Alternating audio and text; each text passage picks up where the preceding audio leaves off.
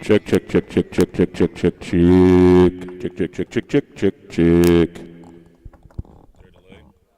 I feel like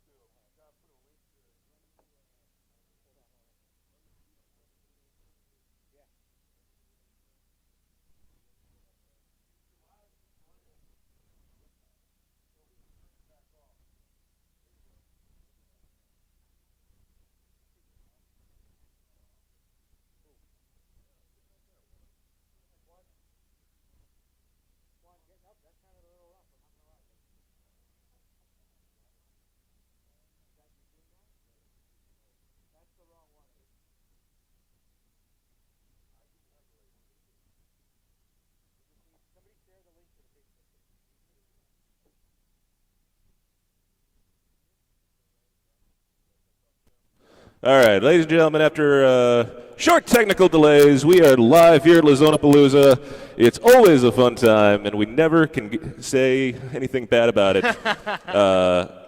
It's a fun morning. What can we say? We had a fun night last night at the Casa de Monte Cristo with the drag reveal party. If you haven't seen the photos of that, well, there's a million of them on the internet. And you can't unsee them. You cannot unsee them. They'll be there forever. Sitting next to me, of course, the man, the myth, the legend, the man who decided that he wanted to waste 4 days of his life every single year and plan all year, all day for Lazonapalooza, Mr. Eric Espinoza. Hello. How you doing, guys? You okay? I'm doing good. I'm recuperating from last night. He needs way more volume on his mic. I need way more volume. Just crank him up, Adam. Okay, hang on. Crank him up. All right, there we go. All right, how we doing? You get nice and close with that. There we go. Yeah, we are. All right, yeah. And of course, sitting to his right, Mr. Juan Cancel of Protocol Cigars. Don't be fooled. It's not Abe in drag. No, definitely not. Juan, have you ever dressed in drag? Of course he has. Don't answer that question. Feel free to push that closer. Yeah. If you have, you need to get the hell out right now. For real. Nobody from Team Espinosa is I've dressed actually in drag. dragged my ass, but not. I That's a can't good believe joke. that. You've never dressed in drag before? No, You never lost a bet or anything where any of the police guys made you do it? Oh, if you're pouring more of that, we are sipping on some Basil Hayden's because you know what? Here at Lazonapalooza, it's always 5 o'clock. It's 5 o'clock at all times. It is 5 o'clock at all We're times. going to run the show a little bit different. Absolutely. We're going to do a little differently today. I got Eric sitting next to me. We're pouring some Basil Hayden's. We're having a good time. So what has been the highlight for you? Oh, you're not going to share? Yeah. Did you get any? No, I didn't. I got past one too. Adam's shaking over there. This is yours, Adam. Adam, this is Oh, yours. this is mine? Okay, great. There we go. All right. No, So, you're drinking. No. You're yes, drinking. Juan. You're drinking, buddy. When are you not drinking, Yeah, Juan? wait a Come second. on. Drink. Let's have one drink. You're drinking, buddy. Who are you? Who is this man pretending to be Juan Cancel or the shadow of Juan He Cancel? cannot drink I've been partying any since liquor that's Monday. brown. Yeah. So what has been the highlight for you this year of Lazonapalooza so far? Everything, the camaraderie, people travel from all over the country just to come here and have a great time. We make it a family atmosphere here, and just people seeing, interacting. It's great. I had like an awe moment. I just, I scanned the room and you had guys, you had groups of people come down, and then you got a guy from Baltimore talking to a guy from Texas who's never met. They've talked on the Facebook or the internet or whatever. Yeah. And everybody getting together. It's great, and we have yet to have an incident here. So nobody's broken any chairs Yeah, this that's year? the question. This year, no, nobody's broken a chair. Oh, that's good. Hey, to not breaking any chairs. Here we go. Hey, We'll the- drink to that. no chair Absolutely. breaking. The No party's chair not break. over yet. chair I'm not break. going to, listen. Well, I've gained quite a bit of weight. Maybe I could crack a chair or two. You might be able to. It wouldn't surprise me. So, Are your pants currently buttoned, Paul? I don't remember.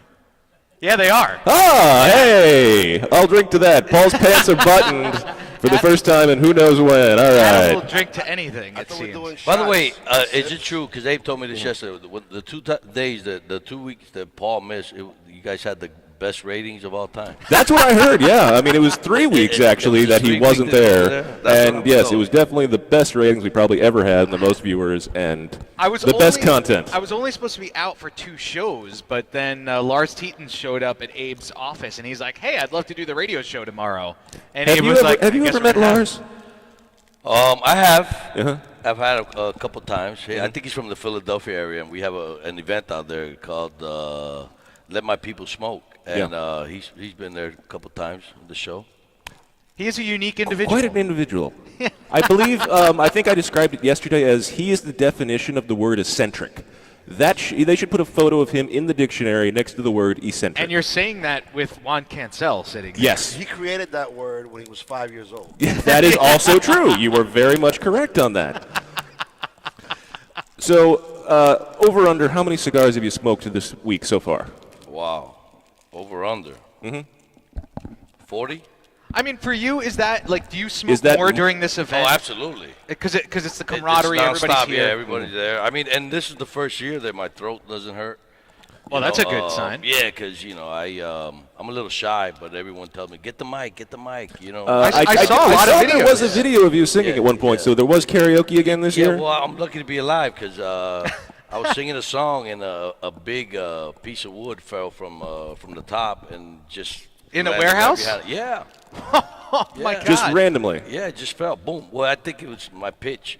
I got a deep voice and, and the vibration made the piece of wood I've fall. also heard and, you're off the Four Non-Blondes, which, for those of you who aren't familiar, is Eric Espinosa's go-to karaoke song, to the point of where I think I've heard him sing it at least a dozen times. And I sing it great every time. Absolutely. Yeah. And with wonderful verbiage and tone, it's quite phenomenal. We changed it this year, though. Oh, really? We changed it to Wish You Were Here. And why? What caused the change? I just heard the song on the way here, so I said, let me change it up to Wish, and I know the words. So, Okay. Yeah. What about you, Juan? What did you sing at karaoke? I didn't do it this year. You didn't sing at karaoke? I did. Why are you so subdued? Where's No, the he did. He did. What? The truth is, he's shy. He doesn't want to tell you. But while your event was going on last night, he sang "Dude Looks Like a Lady." That sounds about right. Is your partner Bill here? He was on this here, trip? but he had a family emergency. So he had to go back. My other partner has explosive diarrhea. Oh, no. He has some bad fish tacos. Dude, we rented. I got to tell you a funny story. All right. Every year we bring in an old school ice cream truck, right? Yes. So this year we rented a porta potty, but it's the one with the AC. It's got the the really nice one. Yeah. Oh yeah. Like So the VIP. Oh, yeah. So we've had so much to drink, and Oh, no. and here comes the ice cream trucks on one section.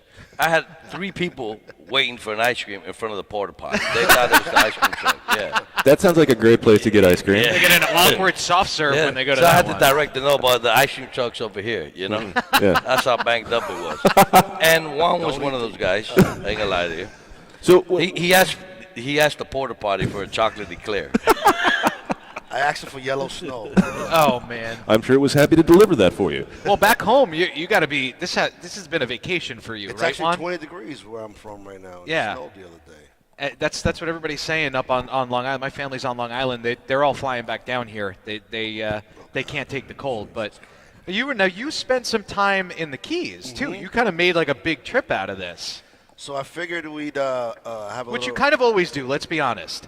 Every time you come down to Florida, you're here for like 3 months. It's true. And then he's like the Bachelor, and I don't know. You get divorced and then get back with your wife, I guess, when you get back. Well, she understands it's all part of the business. You know, you have to have a certain look for the people out here because they're at home working, like he said. So at least you have this fat guy in the beach. So it's God. I know. And who doesn't want to see a fat guy at the beach, especially when he looks like Juan Cancel? Yeah, you were posting a lot of selfies. I'm not gonna lie, but you did the perfect selfies where it was like here above up. the nipple. Yeah, yes. above the nipple.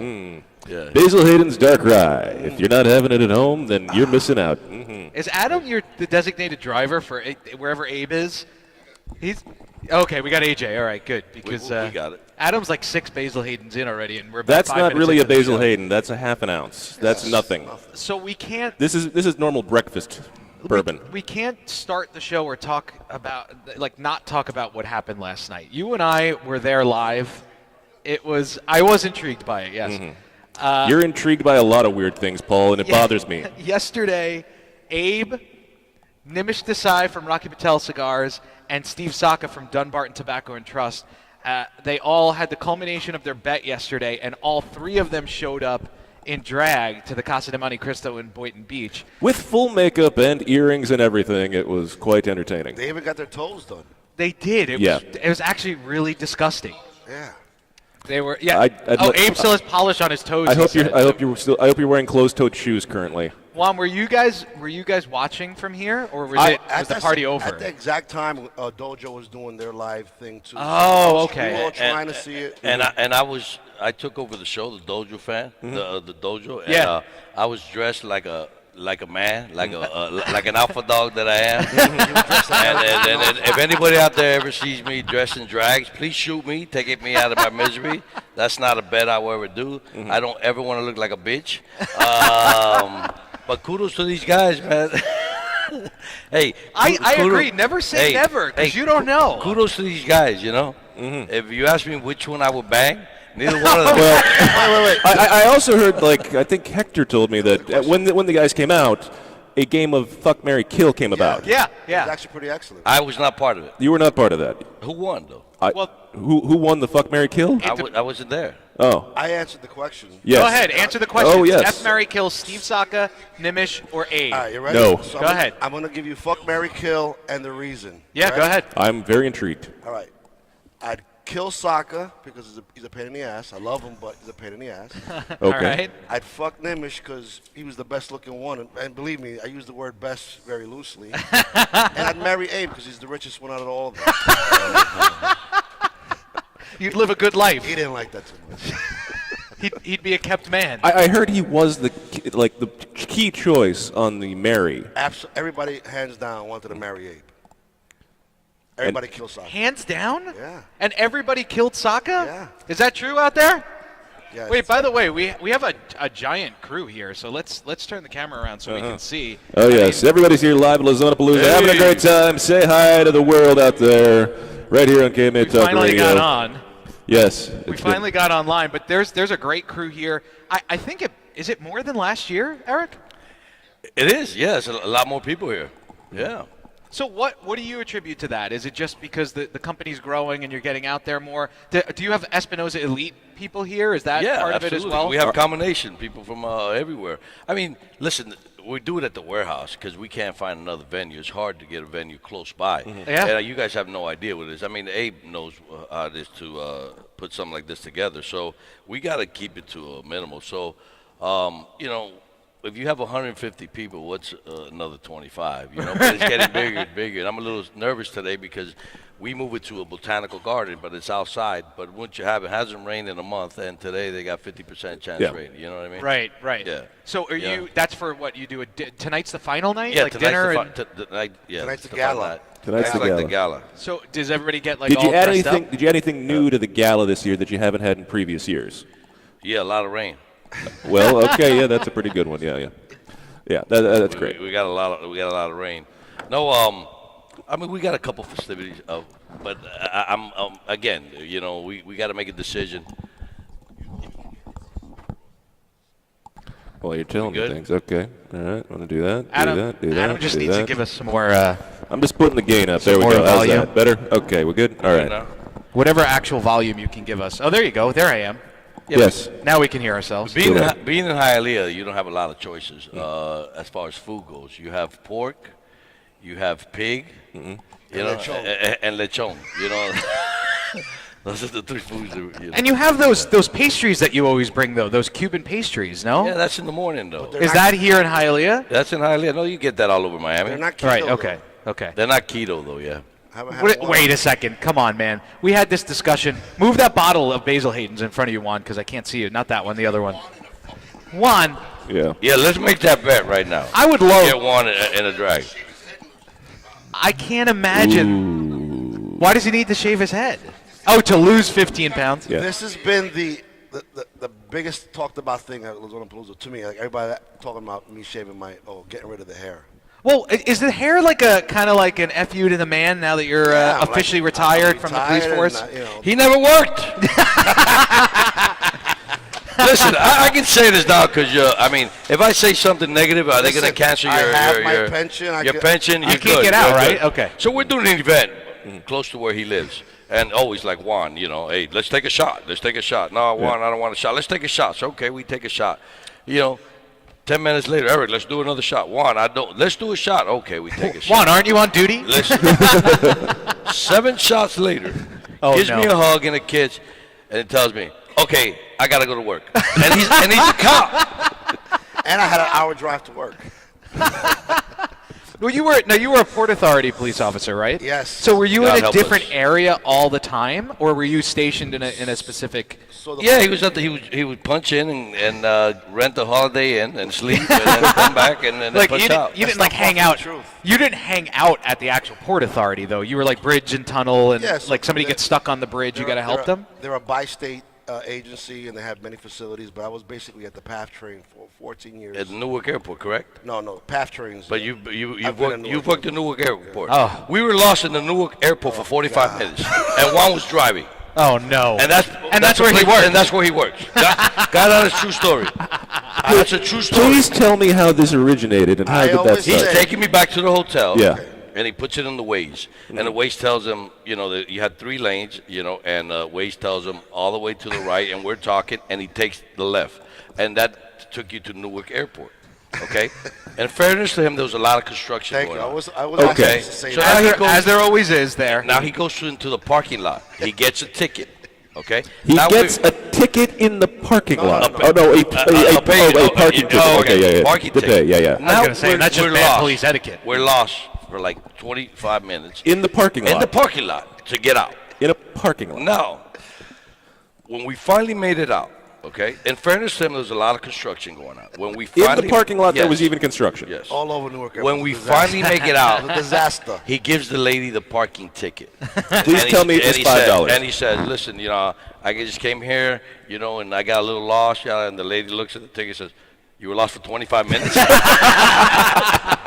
And we were lost for 25 Don't they give you minutes. like the first hour free? No, not Newark.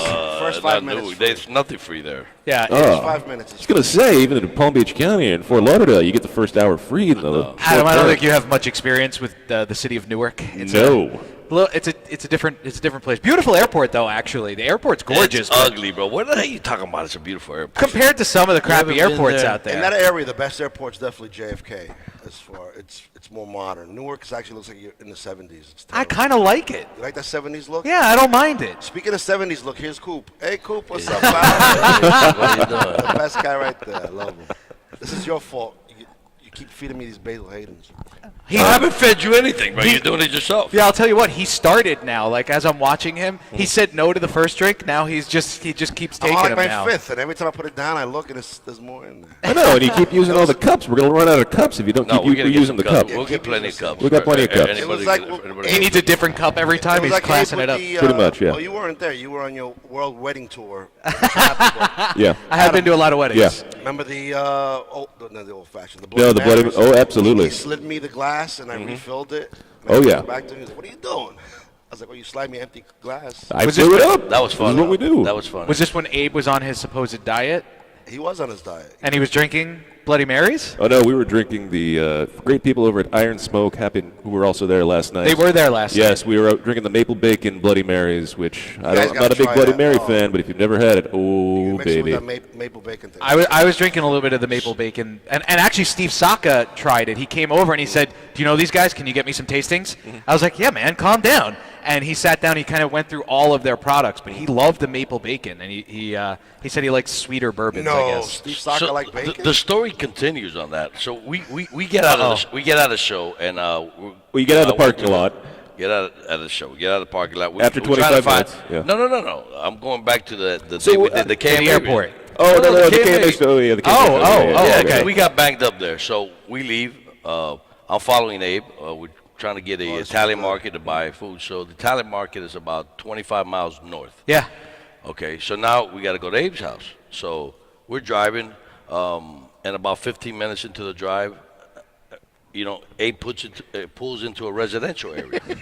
I'm like, wow, that's great, but I thought he lived a lot further than this. So he pulls the security guy, I don't know what he tells the security guy, and the guy waved us in, whatever. We go around, and we leave the residential area, and we make a left, and we start traveling. So Juan calls him. He tells, hey, did you move? He was banged up. He thought it looked similar to his house, and he pulled in the reservoir, which was 35 miles away. Yeah, I was going to say, it's not that close. That's the truth. Yeah, you made a left into a residential area, buddy. Wait, so he went to... Abe's not on the show. He can't defend himself. Today he's not on the show. He went to his own house. He went to the wrong house. No. He lived about 35 miles away from the Italian market. Right. 10 minutes into the drive, once we leave the Italian market, we're in the light. He makes a left into a residential area. Got a security guard, whatever. I don't know what he told us. A gated community. I guess a gated community. Okay. So he goes in, makes a U-turn, and comes out, and we're following him. We come out, and he's banged up. He really was. Oh my God. So we call him and tell him, hey, did you move? And of course he says, fuck you. And we still got a 45-minute drive. I didn't know what that was all about, but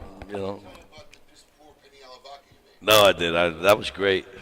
You ate the whole bowl. It was bro. rocks and sauce, right? Rocks and sauce. I saw Abe was posting pictures of you cooking at his house, and I was like, what are we missing here? The steaks were phenomenal, though. I was not invited. I probably had a wedding to go to. Hey, you was on your world wedding tour. I may have been at that time. Probably. So what did you make? You made penne alla vodka and Penne what alla else? vodka. I made some steaks. Filet mignon. Some filet mignon steaks. Ooh. And he's complaining? With garlic, thyme, and butter. And then I made had some prosciutto, had some burrata cheese. Ooh. Yeah. Now, a lot out. of people don't know that you are someone who really enjoys cooking. Like, you have posted photos online of you with, like, these massive spreads, and, like, you love to entertain, to cook. Where does that love for cooking come from for you? With my travels. I travel a lot. I travel the whole country. And every region you go to, they specialize in different foods. So I love Italian food. So, and most of the times I go with the owner of the shop to a restaurant, and they know the owner, so they take me in the back, and if I had a special dish, they tell me how to cook it. They give me the recipes and all that. So, that's where that comes from. Can you tell the story how you got that recipe for the pasta? Oh yeah. So, If you have not heard, this is a phenomenal story. That Yes. is awesome. Yeah. So Little background on this. Abe and I and a couple other guys used to go to a place called Filomena's in Pompano, and I'm telling you, this is the greatest penne alla vodka I ever had in my life. And she closed down the shop. She got older, and she closed down the restaurant. So. And now, this is a place where you walk in, and every single table, there's 6 tables, and everyone has a reserve sign. Yeah. If she don't know you're not going to eat there. No.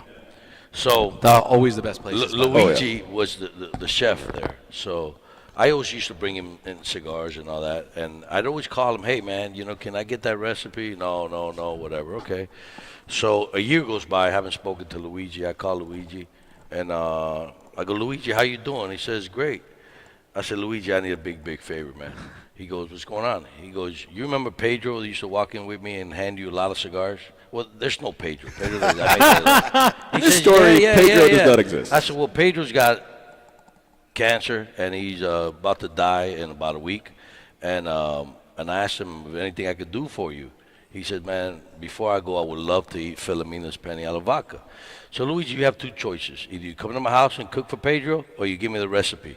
He said, he stalls a little bit. He says, all right, I'll give you the recipe. So that's how we got the recipe. And I hate to use somebody who was dying, but I don't know Pedro, so it's okay.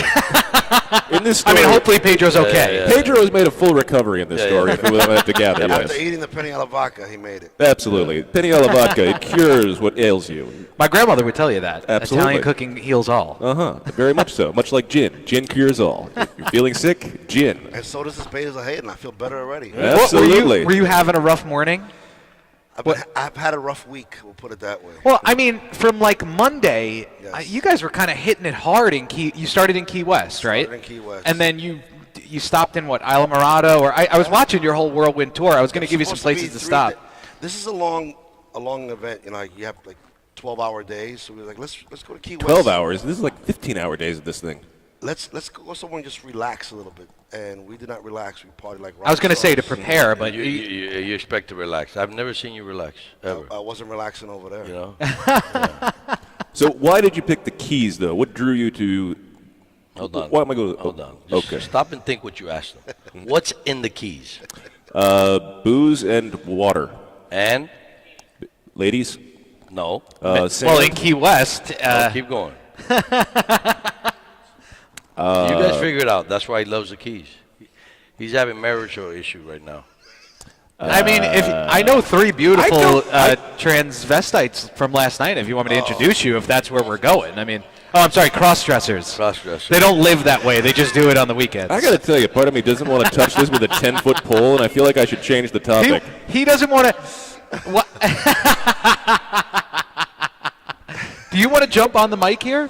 No, he doesn't want to. He's working the crowd. Abe's just working the crowd. It's like a roast. He's doing his whole thing on the side here. Oh yeah, he's entertaining everybody over there. It's great. It's phenomenal. So what's new this year, Eric? What's new at Lazonapalooza that you haven't done before this year? It's the same shit, bro. No, you get new people, you know. We got the porta potty, you know, Yeah. for the That's first new. time. Yeah, that's new. I know. I'm Yeah. sure everybody's loving that, Yeah. right? You don't have to wait in line for the bathroom.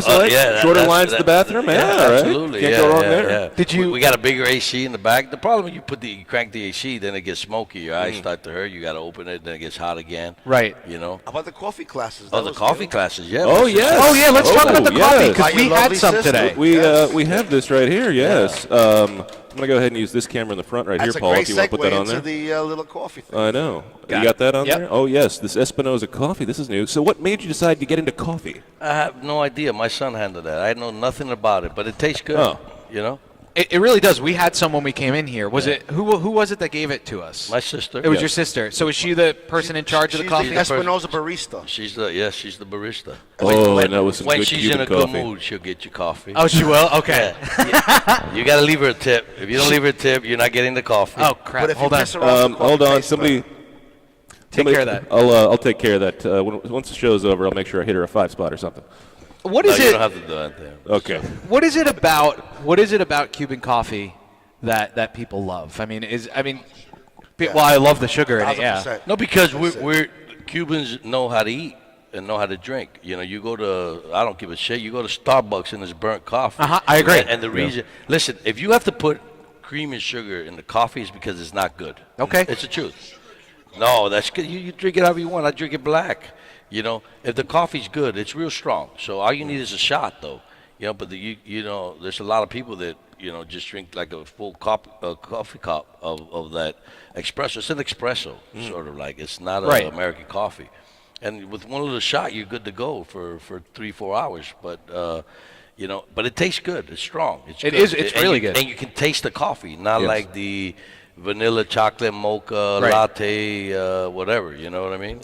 And how are people going to be able to get or purchase or get their hands on Espinosa coffee? Is this going to be an event-only thing? Is it going to come through the distributor? Are you going to have it in shops? What's this plan? When my son comes on, you ask him that because I have Okay. no idea. I didn't even know this was But the coming people on. can buy it here at The people can buy it here at Lazonapalooza. He's, Yeah. The whole he's like, kit. wait a second, my name's on this? The I whole don't. kit, yeah. Well, he's also an Espinosa, so he He can do use it. Yeah, He can use it, yeah, He yeah. can use it, yeah. Somebody find him, and I'll But bring him look, on. we We'll talk drink a about lot of coffee here. I can imagine you that get you a drink a lot of haircut? coffee. Yeah, we you know, everyone that comes in expects the coffee. You know, I have like 3 guys that don't drink coffee, and they only drink coffee when That- they're here. that wa- Seriously. oh, really? Yeah, everybody comes in. The first thing we give them coffee. You know, sometimes my sister gives it to them. She's sometimes in a good mood, sometimes she's in a bad mood. You know, I like to piss her off because when I piss her off, she makes it better. Oh, really? really? Angry coffee is angry better? Coffee, I did say that. When angry she's pissed coffee. off, she makes it She's better. pissed off, she makes it a lot better. She puts less sugar. Good thing she was mad at me when we got here. Yeah. Yeah, so that's probably why the coffee was so good. I did. Well, we originally had planned to be here at 8 because Adam and I thought we needed a little bit of time to set up. So we figured 8 to 8:30. We did. We needed a lot more time. If you hide her bird, she gets real pissed off. You can ask Jack about that later. She's mad. Well, I texted Jack and Junior last night at like 7 o'clock and told them Abe said we're going to be there around 9. I think we got here at like 9:30, 9:45. We rolled in at 9:20 Oh boy, on the number. he said 10:30. I Yeah. said that. 9:20. Yeah. It was a long night. Yeah. Long day for everybody last night. I'm sure. How late was everybody here last night having a good time? I left at 2:10. Oh. Left at 2:10. We were outside talking and drinking, and you had to take shots. And I don't know if I should say this, but we're good friends with everybody here. And then cops, patrolling. So they hanged out and drank the Diet Coke with us and smoked a cigar, and it was cool. We were just talking about stories because there's a lot of cops here from New York. Fake cops, Port Authority guys. Right. So Juan was bonding with his brothers. Bonding. So they were hanging out, smoking cigars. It was great. It was a wonderful time. So what's the best story you've heard this week that you can tell on the air? The best story? Mm-hmm. I mean, I think I already said it. The three guys waiting in front of the porta potty. Yeah, that was pretty phenomenal. Yes. Yeah. Yes. There was a guy. It's not funny. It's sort of a sad story, but we got a guy here. Don Smith. He came from Texas, and he's like the biggest social media guy, and he left his phone in the Uber car. He left his phone in an Uber. So he has yet to post a picture. Well, I saw a couple of pictures of him because he came the first night with a picture of Jack's face all over his shirt. Yes. I mean, listen. Ever. That could be a new style, but it was like 1,000 Jack Tarano heads all over his button-down shirt. That's dedication, I have to say. That's dedication Jack to the Tarano's cause. head all over you. So I ran a contest, and I offered $1,000 cash. Wow. $1,000 cash, and we put a lot of names, everyone's name in a bowl, and whoever name I picked out, all they have to do is post from their phone one picture. Okay. And they get the $1,000. Yeah. And I picked Don Smith. And he didn't have his phone the whole time. He didn't have his phone the whole time.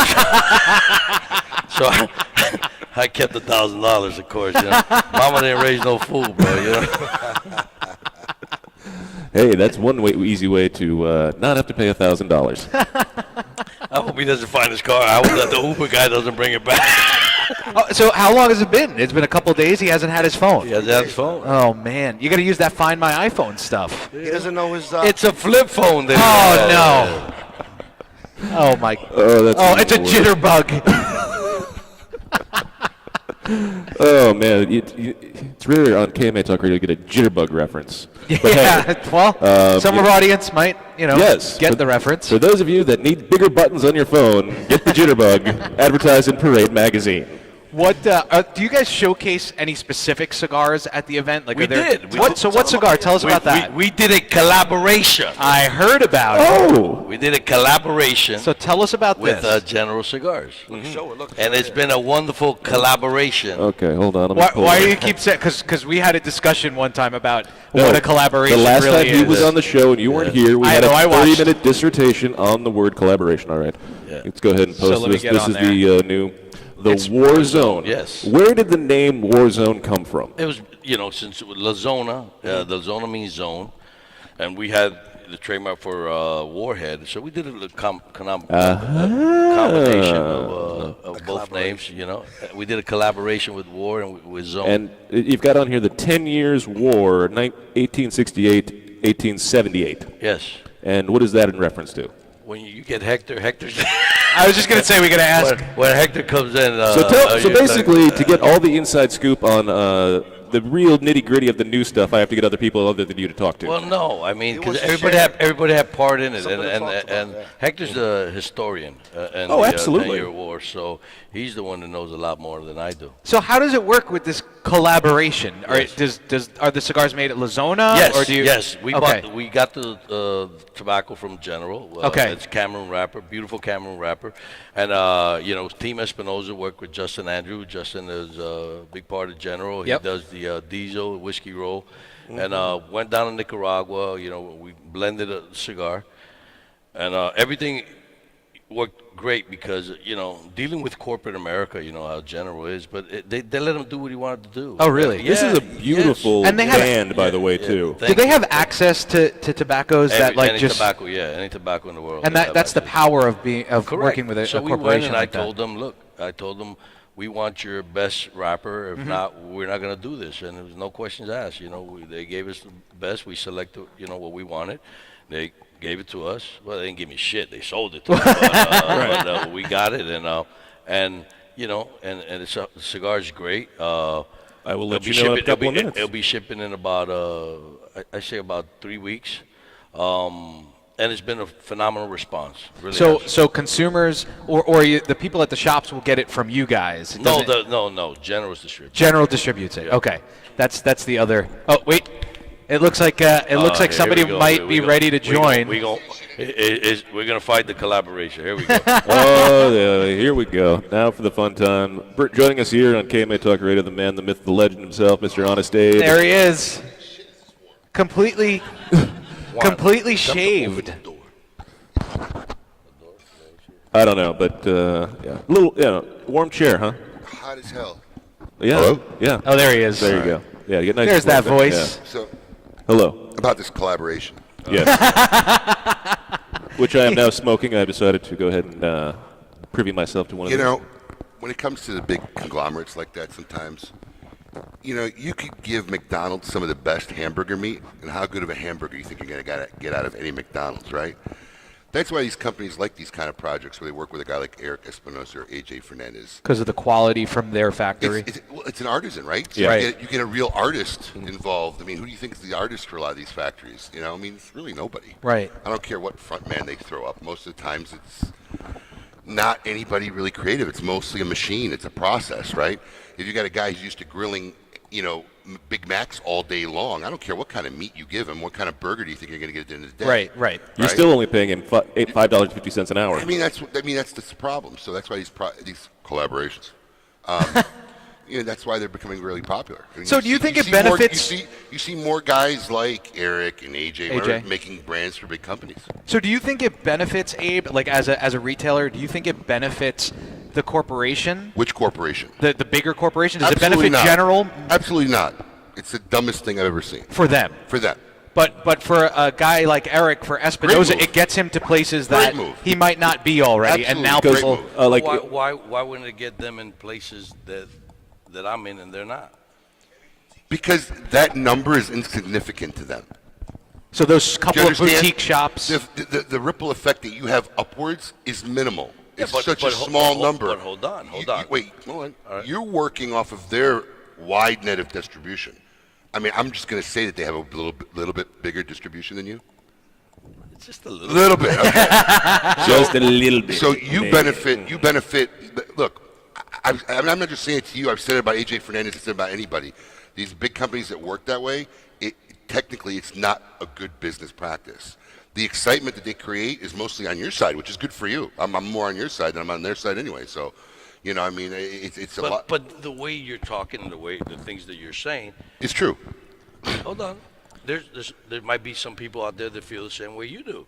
So right now we've opened here at Lazonapalooza. You know, we had 7 accounts that are going to open an account, and there's a lot of other guys that Open have an the account with who? General? With General, yeah. So you're Get telling me the they've product. operated this slow? Listen, if you've No, been in this, hold on. No, hold on. right? Hold If on. you've been in this business in any respectable amount of time and you don't have an account with General a significant or account. Yeah. Altadis or whatever, then I really don't know Hey, where you're selling cigars. Hey, hold Or on. who you're- I or what travel you're a lot. stocking. I travel a lot. There's shops out there that are just boutique, that carry just boutique. I understand, but you want to know what? Go talk to Ronnie Haitian and other guys who have that model. That doesn't work successfully. You could survive a little bit and you could work, but look, it's simple business math, right? I come from the grocery business, right? How many kinds of tomato paste do I have to have? But you want to know why? You have to appeal to the biggest target market possible. Absolutely. So if you niche yourself, then I'm going to be a boutique store. Look, what was Frank Herrera's store called? I forgot. It went out of business. Leprechaun, no. Charm, Lucky Charm, Charm Leaf, Charm Leaf. Yeah. Lucky right? Charm. But I can name you a dozen of these guys. They struggle because you're narrowing your field of marketing. So, look, you run your business like a business, or you try to run it like your passion of what you like. Very seldom, too, can you get the both to work because the passionate side with, I want to back the boutique guys. I'm telling you as a retailer, you want to back the boutique guys, or whatever. I want to back the boutique. I carry a lot of boutique brands. You do. But when I add them up to what dollar value they bring to my company at the end of the year, it's the minority. You know? I think another good point here is something you say a lot of the times. Like, if you only carried what you liked, you would need I'd to have have 20% of my humidor. Yes, You know? exactly. And it's not that. And you always say to manufacturers all the time, it's like, I only sell because the consumers want it. I'm here to sell things to the consumers. Look, What I like doesn't matter. You do Yes. say that is your. listen to me. I get talked to about on a regular basis from either patrons or consumers or friends who are thinking about opening up a cigar shop, and then I hear their business model. If you want to run a shop as a cigar passionate fan, it's going to be very hard to succeed because that's not the formula for what works for business. I hear consumers all the time who come to me and say, "Thanks for bringing this in. My cigar shop won't bring that brand in because he doesn't like that product." So you have to decide: you want to be a retailer, or you want to be a cigar fan? Right. You know, one or the other. You know, you can be both, just not both at the same time in the same place, right? But that's kind of like Other- what Skip was saying to you as well when you were on Coop's show. Because I didn't know that Skip was I in don't the pay retail attention game. when Skip talks. What do you say? You guys had this long conversation. You basically took over Coop's If we show. had a long conversation, it was pretty much me listening to Skip. So let's be real. You got a couple of words. in Yeah, there. edgewise a little bit. What we- did he say? we Does he found ever out- stop talking? No. We I don't found think out so. that he was a retailer before. I'd like to lock him and Steve Saka in a room for 3 hours and see who walks out alive. Did they not Ooh. get along? No, they just both never shut up. Oh well, they do They talk talk, a lot. like immensely. If you get him like in a dissertation, Can or we sell that as a reality TV show? pay-per-view? Yes, Pay-per-view. absolutely, absolutely. But no, if you get him in a room and start talking about tobacco or lease, forget about it. I don't know who would win in that situation. No one. No one. Somebody. Yeah, really. Yeah. I So plead what the did fifth. Skip I say? plead the fifth. He was talking about how he did the boutique thing and he ran a successful retail shop for a number of years. But I think what got in his way, and Coop, you can correct me if I'm wrong, he's here, but I think what kind of got in his way is that he was a cigar kind of fanboy. Listen, I've seen the model. It doesn't work often enough. Right. Now, there might be somebody out there doing it successfully. And look, if you can make a living and survive and do okay, it's very feasible. But your You're ability not going to appeal to the masses. your ability to grow Right. is very limited. You're not going to grow that much, right? Because how can you grow when the segment? I mean, granted, there's a lot more boutique guys than ever, but that's not where that's not what the masses are smoking right now. Right. You know, I'm a retailer that tries to accommodate everybody, so I bring a lot of boutique stuff in. It's part of my business. But when I add up the dollar values at the end of the year, it's not the majority of my business. And the struggle for a lot of shops, I would assume, is when you find a really great boutique brand, it's your job to introduce them to that boutique brand. So your guys have to try and push your customer to, listen, you're going to want to try this cigar. The onus is on you. Most times, more often than not. I mean, sometimes you just have one that's hot out there. That people already know And about. consumers are asking for it, and that initiates me to bring it in. And sometimes it's just simply a guy I like that, I want to give him a shot. Right. And then the onus is then on us to put it in everybody's hands. But the end dictator of whether that brand stays or survives is always the consumer. I get people that come in, and Eric's seen me do this. Well, I don't need to try your cigar. Well, what do you think? I don't care. What I think about that cigar is it doesn't. It's irrelevant. I understand. Doesn't relate to the equation of how it will do in my store. Right. Because at the end of the day, that's what you're concerned about. You're concerned about will the customers buy it again. I'm not your buyer. I buy it once, right? I buy it once. If the masses don't buy it, that's the I'm first, done. That's the first and last time I buy it. Right. So, and a lot of these manufacturers don't understand that, especially new guys when they're coming in to try to sell me or tell me about their brand. It's irrelevant. I'm not trying to be rude, but I could love the cigar. It doesn't mean it's going to do well. There's an onus on you, especially as a new company. And I've had this talk. I was talking actually with Nimish about it when he was sober yesterday. When was that? Like for 30 minutes when he arrived at my house. Yeah, we heard he started early. Oh my gosh. He didn't eat 1 ounce of food from 2. I was with him from 2 in the afternoon till 10 o'clock at night. I didn't see him consume. I had a spread when these guys showed up. Yeah. I didn't see him consume 1 ounce of food. Did he get his nails done with you and Saka? No, my wife painted his nails, and I think my daughter did his toes. Okay. Yeah. Because you guys actually went to the store, to the nail salon. I did. And Steve just got a mani-pedi. I did. Okay. And that was a whole nightmare because I got the wrong type of nails. Gel? Did you get gel? No, gel comes off like in 30, 40 minutes. With the right stuff. Yeah, they gave me the wrong stuff that my wife had to grind off my nails till 4 in the morning. I think you should have just left it. Yeah, I bet you would. Weirdo. I'm telling you, this dude is weird. They were saying whether I would invite him to my house, and then I said, well, Probably not, because he's the guy that will go through my medicine cabinet, open up my drawers. He wants to see what you got in Yeah, there. he He's a put my weirdo wife's like that. bra on. When I no would one never was put looking. your wife's bra on. So would. I might hold it. See? Weird. This is a weird dude. All right, so let's get back to what we're talking about. What are we talking Eric's about? terrified. That's what I would like to know. No, not there. All right. Okay. So let's do this, because you're right. The bottom line is numbers, okay? So Well, if you want to pay people and keep your doors open, yeah. correct. And I've always gave you kudos for that, because if you want a $2 cigar, you can get it at your shop, or if you want the Cohiba $100 or whatever, you have a variety there. There's something for everybody, Right, for sure. That's my job. That's Yeah. your job, is numbers. So, Appeal to the consumer. It's all right, not that hard. So I'll make a deal with you. Oh, boy. All right. Here we go. The last time I did this, I trust and drag. I know. No. So Let's we're not gonna do that this, because again. I know you're gonna buy some of them. Okay. So we're gonna do an event. Okay. And we'll. Okay. 50 boxes. That's all I want. 50 boxes. You order, and we guarantee that you're gonna sell them all that day. If not, I'll buy them back myself. At Wow. Full retail. At full I retail. know, but why would you? You're making money. It's all I know, about money. I know, but why would you think you couldn't sell 50 boxes? I know we could, That's not hard. but you're gonna make the money.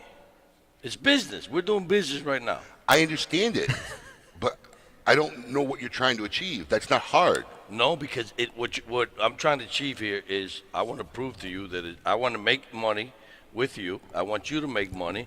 Okay. Here, the bottom line is, Abe, you never know what can come out of here. You're not missing my point. What part did you think I would say no? I know you'll never say no. Okay, I thought you were trying to sell me on No, something like I no, wouldn't no, no. want I to do. know, I know you're never. I don't understand the line of No, question. it did sound like there was a sale in there. Right? but Like, yeah. like he was trying to make me do something I wouldn't normally Yeah. do. It's like, Normally am I do. missing this? No, because here's the bottom line. Because you said, we're talking about the boutique and we're talking about a general at the same time, but. The bottom line is, for me, it benefits me a little bit You're more. talking about the general cigar. Yes. Okay, but Yeah. you know I'd bring it in anyway. I know you are, but here's. Hold on, I got a rebuttal or something that you said. I'm waiting for the rebuttal. It's going to benefit both companies. Okay, it will. Okay. I didn't, Well, I, aren't there bring- three companies I involved in didn't this? say it wouldn't. Oh, okay. No, I thought you said. No, I it didn't would say it wouldn't, but I benefit said the- no. See? I thought you People said don't it listen. only benefit me. Did I say only benefit? Yeah. Yes, you did. Oh, you said mostly. Okay. Mostly. You get the majority of the benefit. Okay. Okay. Now, also on a business plan, Right. it's not good for them because I don't want another guy to make my brand famous. Like the whole look, even Altus now, it doesn't say by AJ Fernandez on their new shit. Some of the stuff that's coming out doesn't say by AJ Fernandez. But neither does mine. I understand, but they were doing it differently, right? Yes. So it actually looked like it was AJ Fernandez product, AJ Fernandez brand, right? With a famous old Look, name like H. Up and on it. There's two things that I look at business-wise. There's the benefit financially, but there's also the benefit of what's best for the company as a whole as far as branding, marketing, and messaging, right? Branding, marketing, and messaging, I don't see the upside for them. But there is a ripple effect. It's just minimal for them because the amount of exposure you're going to give them is very, very. Look, let me give you. I understand. Let me give you an because example. They sell so when much. I had one retail store, right, and they used to ship me like 25 boxes of Opus X, I was doing naked cartwheels down the street, right? Holy shit! I got rent for the next 3 months. This is great. Oh yeah, I don't even know when the shit comes in now. Because it's like 0.00001 of our annual sales, and you're too busy But dressing and it doesn't signify anything. It doesn't even help pay for like one person's payroll now. The profit you make on it. So it's so redundant. So that's the effect you have for general. It helps. It adds something to them, but it's so minimal. But for you, the upside's huge. Yeah. You get an exposure to all the brands that they represent, right? All the shops they're in. I agree with you on that. And I don't know how you guys are handling marketing if it's all sided on your side, but if they have any involvement, it's both. Then it's the triple better for you. Yeah, right. it's both of us. I mean, would you like to We're in it compare? together. Would you like to compare their available marketing list to yours? Would I bet you they got a couple million more. I would like to have their All right. marketing. Yeah, absolutely. So it's not. It's not negatory. I'm not being derogative. It's not bad for you. I think it's brilliant on your part. I think you should do these with 4 other companies if they're willing to do them with you. But I'm just being honest that strategically, to me, it doesn't make sense for the other guys that do that kind of stuff. And but they need it because I'm telling you why. and I'm going to get yelled at for this, I'm pretty sure. If you smoke a lot of these cigars that come out of these types of factories, I'm just telling you, man, most of them are very, very linear. It's very, very subtle changes because they're mass making stuff, right? The ability to change up, create different stuff. Lou Rothman has been on our show. Not so, one of the, a huge place. They look, if you took all the tobacco we have, we can only make 8 different blends, right? And I don't know how many brands they're making out of that factory. So that's the problem. They don't have that creativity. They don't have that ability to adjust, move. We're going to have dedicate stuff. So for them, it's good because they're going to create something that I think they normally wouldn't create, right? I'm not a big, I'm not a big fan of a lot of the stuff the big companies make. I smoke some of the stuff and I enjoy it, but they're not like my go-to companies. If you're making a brand, I'm going to want to try it because I want to see what you created. Journal comes out with a new cigar every month, and I don't even know what it is or keep up with it, right? So there's a difference there. But I'm a real fan person when it comes to cigars, right? So I separate that on the business side. But I don't know percentages, but we have a hard time getting to the golfer or I hate to use the word uneducated, the guys that are not around social media and all that. I don't know the percentage. I would say maybe 80% of 20% is guys that really educate themselves through social media one way or another, and then the 80% really don't know that here, try one of the Warzone, buddy. Oh, is this the new one? Yeah, no, this is the Warzone now. And the interesting thing about this is there is no general logos on this at all. It's all Espinosa branded. Yes. And yet they're doing the distribution on this. So you have full That's called a win. Yes. Yeah, it really is. That's called a win. Yeah. That's called a big win. Which also goes back to the whole collaboration argument. Well, if it's all labeled as you and they're doing the distribution. I don't know. The whole thing doesn't make sense to me. But God bless. Good for you. Yes. That's absolutely. my attitude. No, not a bad cigar. But you were talking about bloggers and reaching out, right? Because this is the talk I was had with Nimish yesterday, until he got too obliterated he couldn't talk. But And was grabbing people's genitals and making people grab his boobs. a lot of the which was weird. older companies, the Rocky Patels and even other ones, right, that have been around for over 15, 20 years, right? They haven't adapted to how the consumer now is learning about cigars. They're doing the same marketing, the same advertising, and I'm just going to say it outright here because obviously it's not going to make me popular again. But aficionado doesn't have half the weight it used to, right? That was like the driving force back in the day, and they're still spending hundreds of thousands of dollars in ads in it because that's just what they do. Meanwhile, if you look at Rocky or Padron or anything, their social media presence is horrific, right? They're paying some guy that makes a post that shows a picture of a cigar and there's no interaction. And that's where guys like you and Skip and Steve, because my business is up for the year, right? And Nimish was talking to me, he's like, he's down with me for the year. And it's never a good sign when a company you're doing business with is down with you, but your business is up. Right. But guys like Skip and Steve and you and all these guys are eating into their market share because you're connecting with the people, right? That's how you're getting the golfer or whatever, or you do stuff like my Cigar of the Month Club, right? There was a lot of people who, when we sent out the MTZ, you worked with me, and that was a great stick to send out for a $30 Cigar of the Month Club. Right. And a lot of people said, wow, I never heard of this band, whatever. So that's the stuff that works. Of course. Right? The times are changing. The industry's changing. Times are different. The industry isn't changing as much as the consumers. And the culture of the consumers has changed dramatically in the last 10 to 15 years. I was working with guys like Brian. I was one of the first guys, I think, that maybe contacted Eric.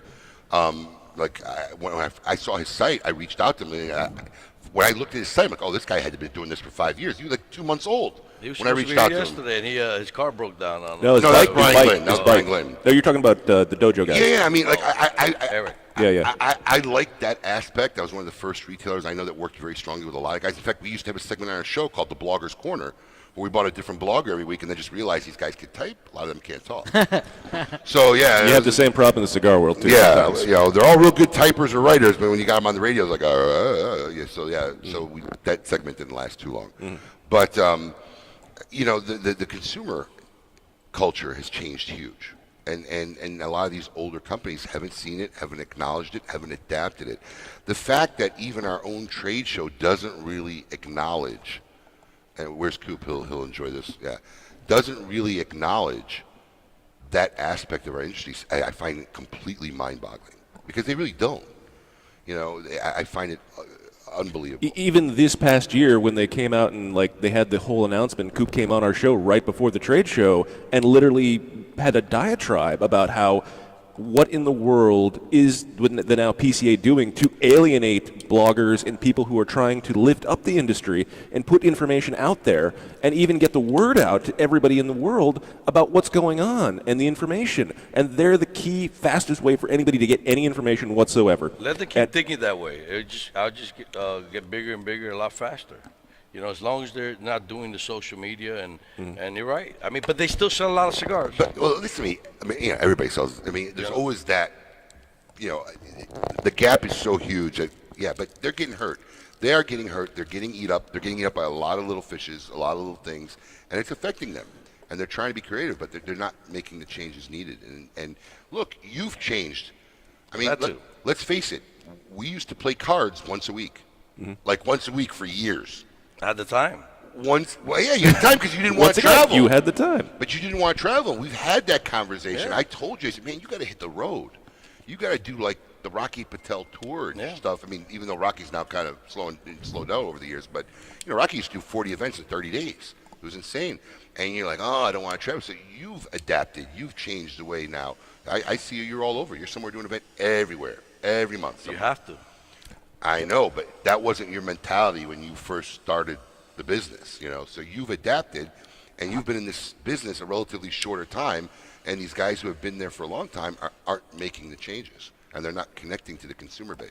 Yeah, the crazy thing is this all circulates back, if I can to put it back on the whole craft beer scene, because it's the exact same thing. We see all these big guys up there, like your Bud Lights, your Coors. They're all feeling a mass market share loss right now. They're buying a lot of companies. Well, and that's the other part. That's the other thing too, and that was also happening in our industry for a little while there, but that's kind of teetered off now. But in the same way, the consumers have become more educated about beer in and of itself. They've gotten into the idea of craft beer, what it is to have a quality beer, and that's why all the big guys, your Bud Lights, your Millers, your Coors, they're all losing a mass market share. I mean, Miller 2 months ago laid off almost half their staff. That's what's going on with the factories right now. Exactly. Let me tell you something. This upcoming year, 2020, I believe is going to be like post-boom. I think you're going to see a lot of things because a lot of people are laying people off. And what's happening? Look, here's the problem. You run your company organically, and that's what works. These big companies got to meet numbers, and I can't tell you how many times they'll come to me and say, "Look, if we give you X off, you know, can you give us a $30,000 order, $40,000 order?" Which makes absolutely no sense to me. Yeah, I'll take advantage of it, you're sure. You're not going to buy for a while. I'm just not going to buy for 3 or 4 months, and all you've done is ate up your future business at a lower margin. But they're so hard up to make these numbers that's how these guys operate. And then what happens is nobody needs to order cigars for 6 months. CI has stopped ordering, and I can tell you, I've heard complaints from 5, 6 different companies because Cigars International, these guys are all cutting back because they kept taking advantage of all these deals. Every time a quarter ended and a big company needed a big order, they took advantage of it. And then guess what happens? What's phase 2 of this plan? You gotta make a bigger. You gotta give them a bigger margin the next time around. What's phase 2? Phase 2, you're gonna have to be creative for the following year. No, phase 2 is the liquidation. Now they take these brands that they bought on the cheap, and they overbought, and they got too much, and they look at their warehouse, and that's when your brands all of a sudden are on CI for $40 a box, because now what are you going to do? They want to get rid of it. It's a terrible, terrible cycle, and it's bad for long-term growth but in and fairness, stability. In fairness to everybody else, here's what's happening also that I don't do. You know, you get someone, and it's not just the big guys. You got a lot of companies out there that get desperate, and they start doing cash flow issues. Cash flow issues. That's different. And thank God. Right, but it's still you're solving an actual out the product. Listen to me. Listen, you got to do what you got to do to survive. I understand. Right. I understand. But that's solving an actual crisis for them. Right.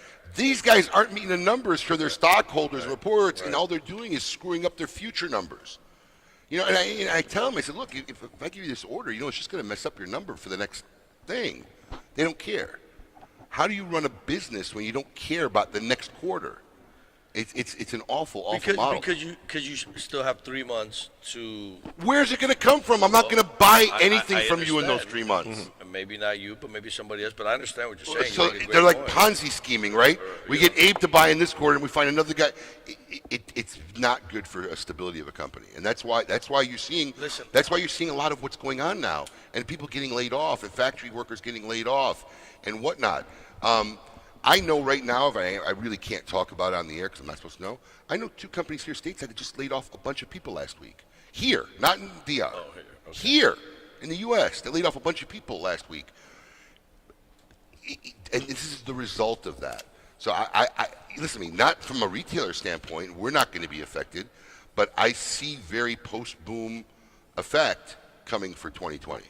And it doesn't help that with the FDA looming regulation start in Right May now, of 2020. listen to But me. nobody also really cares about that, but that's also in the back they burner. may as well. care. They may care when they lay their head down on the pillow at night. Yes. They may care and they be thinking about it.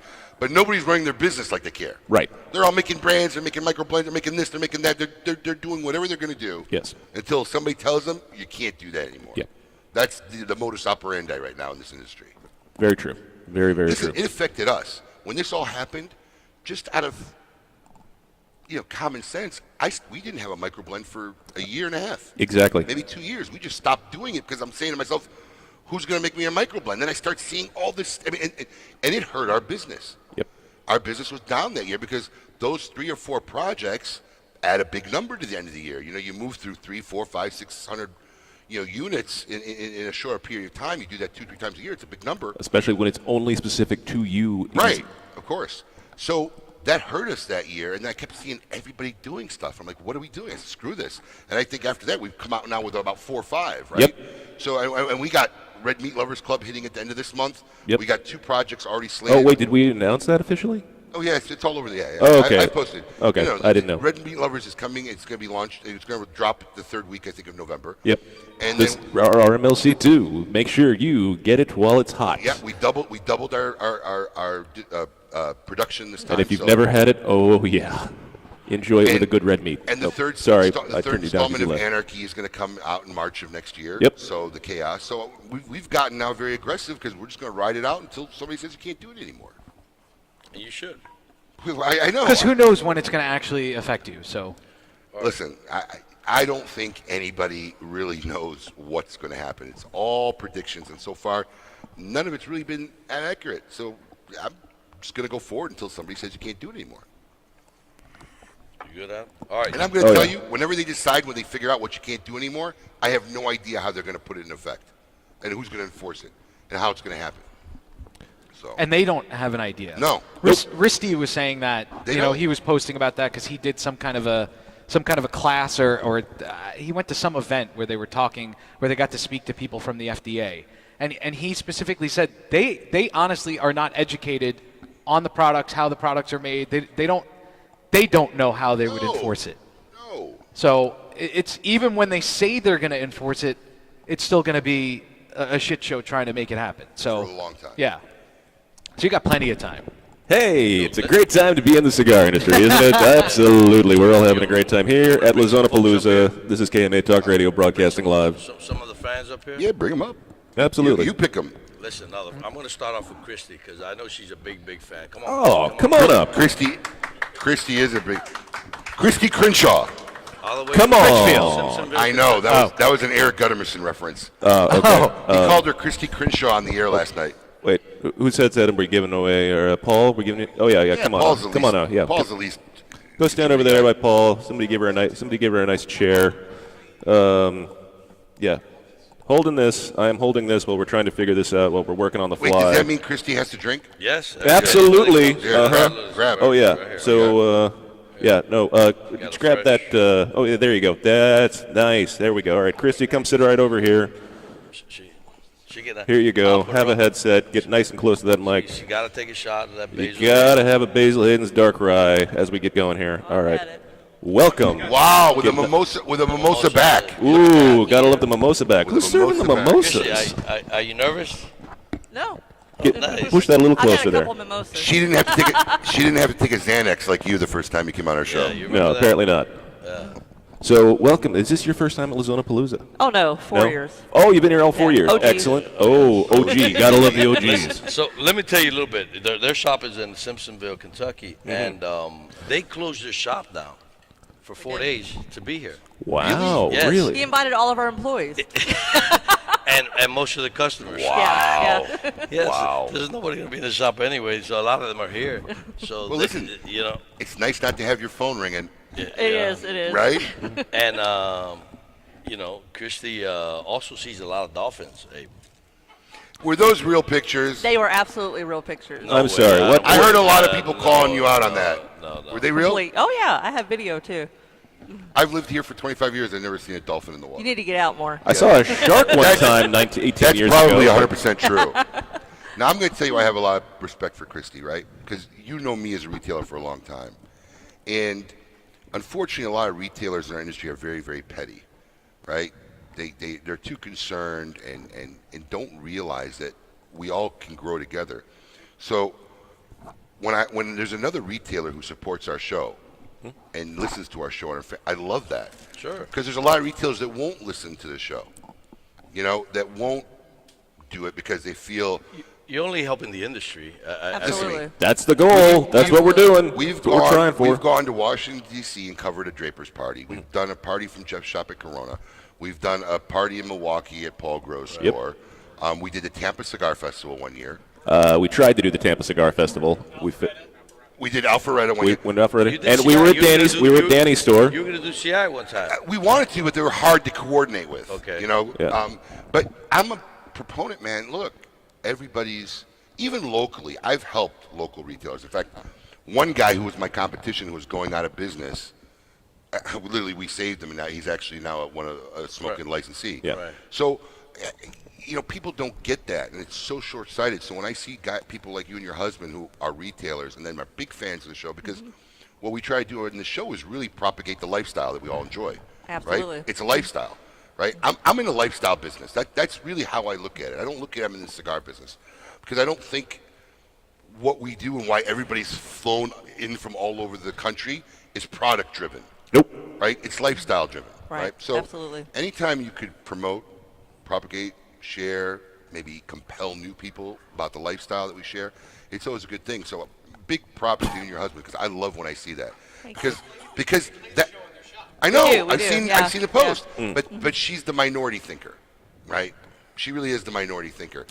I hear so many times, oh, well, why would I carry Illusion, or why would I carry Kurt Kendall's cigar? He's another retailer. I don't want to help another retailer. Well, crap, man. If people walking through your door want to buy it, who cares where it comes from? I mean, it's just such a mentality that drives me nuts when I hear statements like that, So, as a Kentuckian, I have to ask you: are there any distilleries within walking distance of your store? You know, Right. Not walking distance, but very close. Right to Yeah, booze. Yeah. Oh, Yeah. Right to It's Kentucky, the birthplace of bourbon. So, obviously, I have to bring that up. So, how close are we Have you talking? been to the Derby? Do I now? Have you been to the Derby? I haven't. Lived know in that- Kentucky all my life, and I've never been to Really? Derby. That's like Yeah. one of my wife's bucket, Yeah. and she doesn't Oh, yeah, know. you need to do my it. wife doesn't know Yeah. nothing about a horse. She wouldn't even You don't know. have to. My wife wouldn't know horse manure if she saw it in the street. That's what she wants to. Yes. That's what's exciting her. That's She what's wants to go important. get dressed up They have and it here. put on a big hat. They have Yes. it here, though. You got Calder, you got Gulfstream. Yeah, but it's not Churchill It's Downs. not It's the not the horse. same, She though. the wants to same. go They to have the a big. Derby. The Florida Derby is big. It's not as big as Kentucky, of course not. There's a Florida Derby.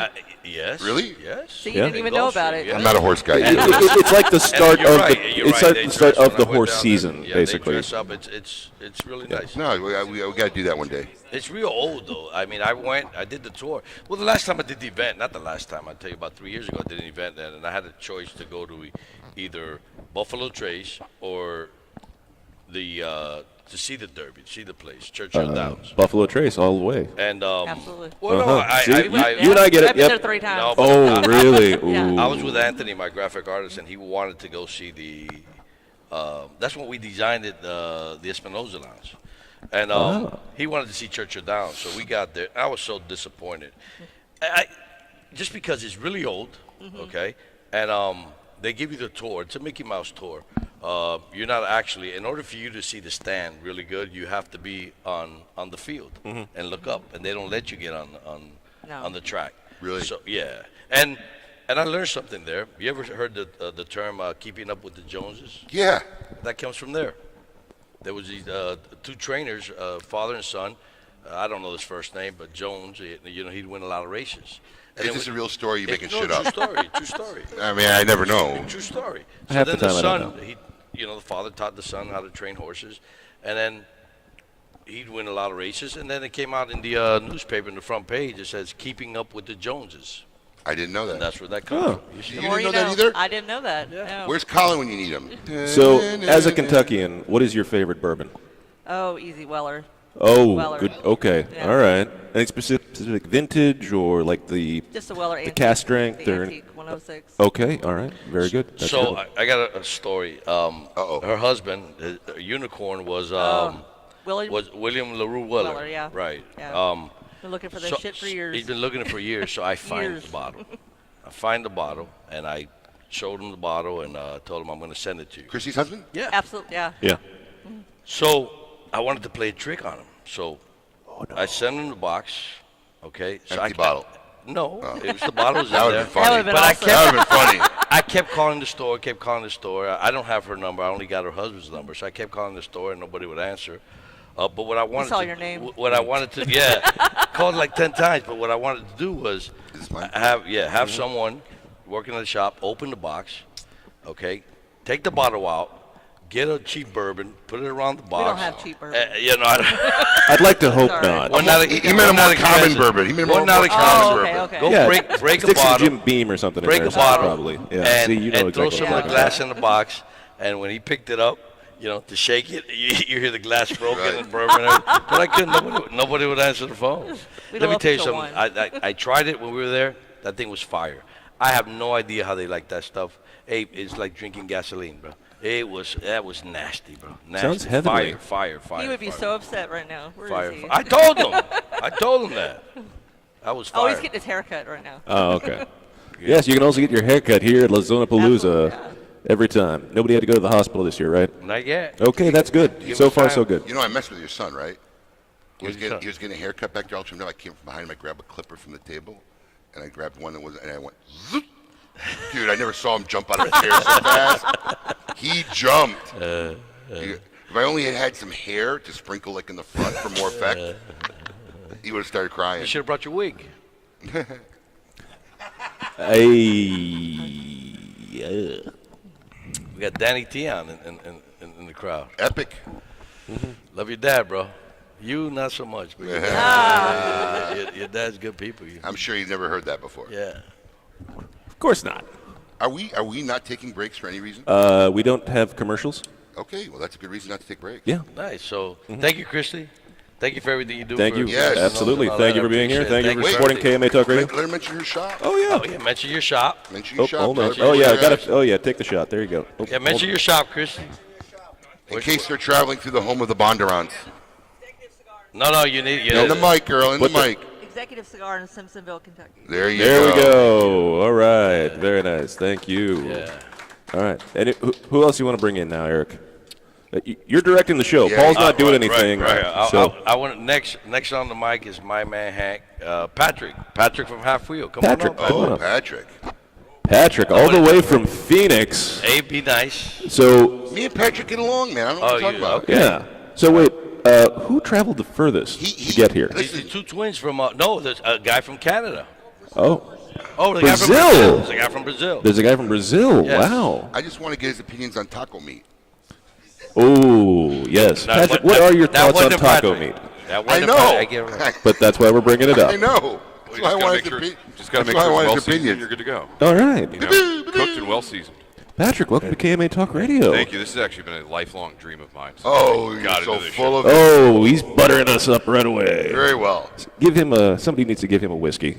Eric, give him a whiskey. Come on. Absolutely. The Come man on. sits down at the You're table. The slacking. man gets a whiskey. Come You're on. slacking. My bad. Yeah, my we're bad, throwing my bad. things around. So, Patrick, is this your first time at Lazonapalooza? It is actually, yeah. I usually, so in addition to writing for Half Wheel, also work for Major League Baseball. Oh. And we have a thing called the Arizona Fall League, which is like a minor league graduate. It's a graduate school for minor leaguers. Right. So guys who are really close to getting to the majors, they bring them all together, let them play against each other for 5 or 6 weeks, and they usually would go to the Saturday before Thanksgiving, and they moved the schedule up a couple weeks. So I'd get all these invites to Lazonapalooza and just different things. That's why I can never go to Great Smoke, spring training starting. Right, that's true. And so when they moved the schedule up, that was like the first thing I did because Eric talked to me about the show, and I said, "This is awesome. Now I can like start traveling and do a few more events throughout November and December." So Have you ever met? Did you get to meet Bud Selig before he stepped down? I want to say I met him once, like casually. Never. Okay. I was going to say, must have not left an impression. Yeah. No. I mean, it was a very quick, like, hello kind of thing. How you doing? Yada yada. Yeah, it's So basically, like Grapefruit League is a big time. Well, not Grapefruit League because it's the Arizona. It's Cactus League. It's Cactus League. So you're dealing with the Cactus League all the time in spring training, and that Right. you're big involved in that. right. So I work for the stats department of Major League Baseball. So we track all sorts of different things. Oh. And then also the PA announcer for the Colorado Rockies and Arizona Diamondbacks during spring training. So they share a facility called Salt River Fields, a talking stick.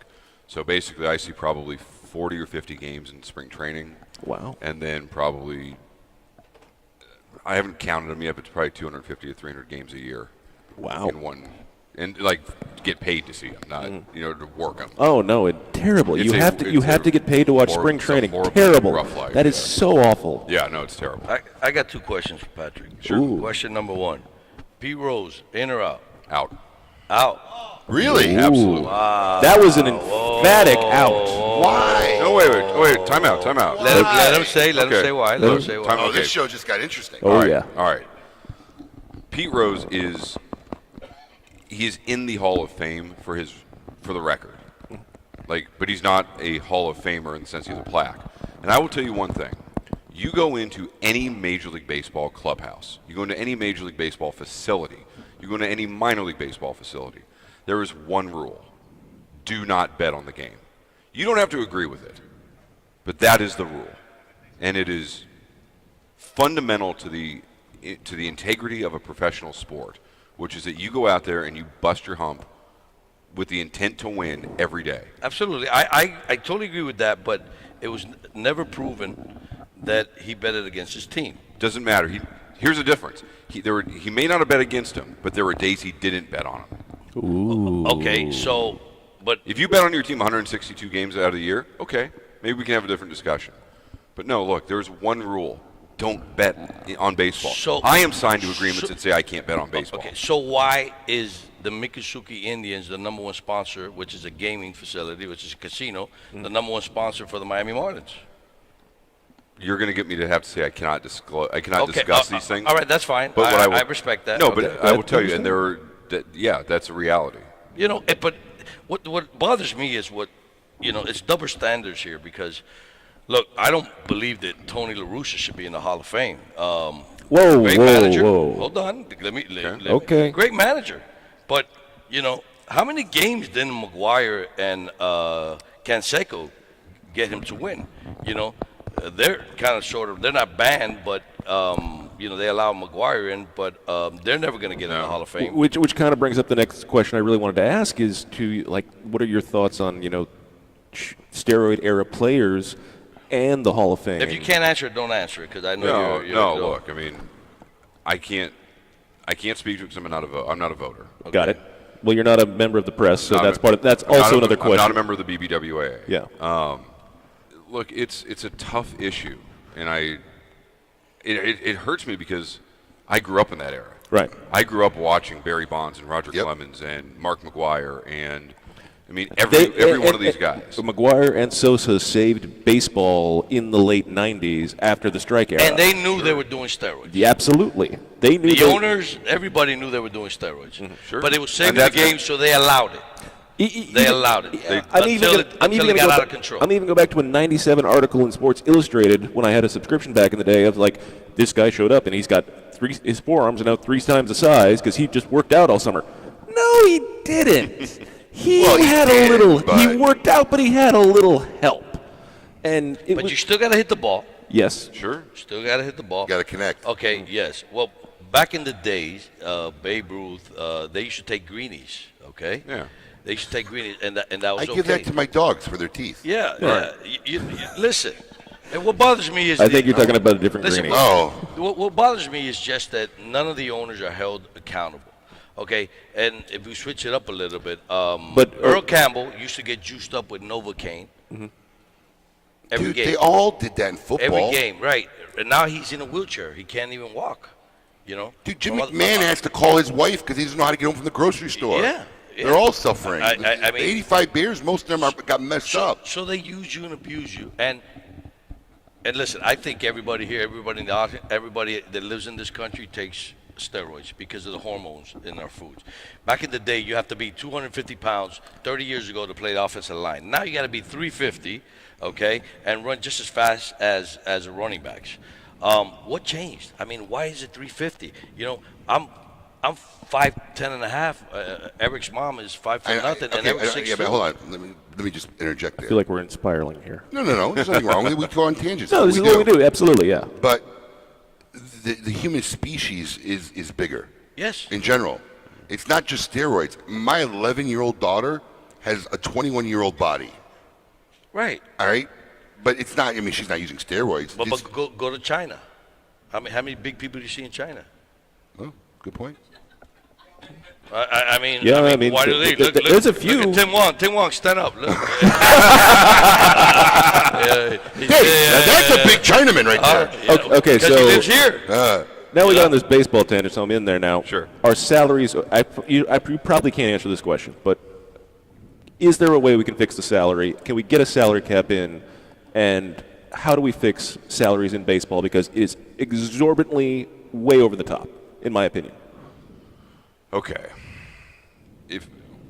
So you're saying that a baseball player makes too much money? I'm saying they're paying too many people too much money, and they're ruining their ability to just everybody's get like these. Okay, the Bryce Harper contract, for instance. Come on, what they're talking about, what Strasburg is going to get. Right.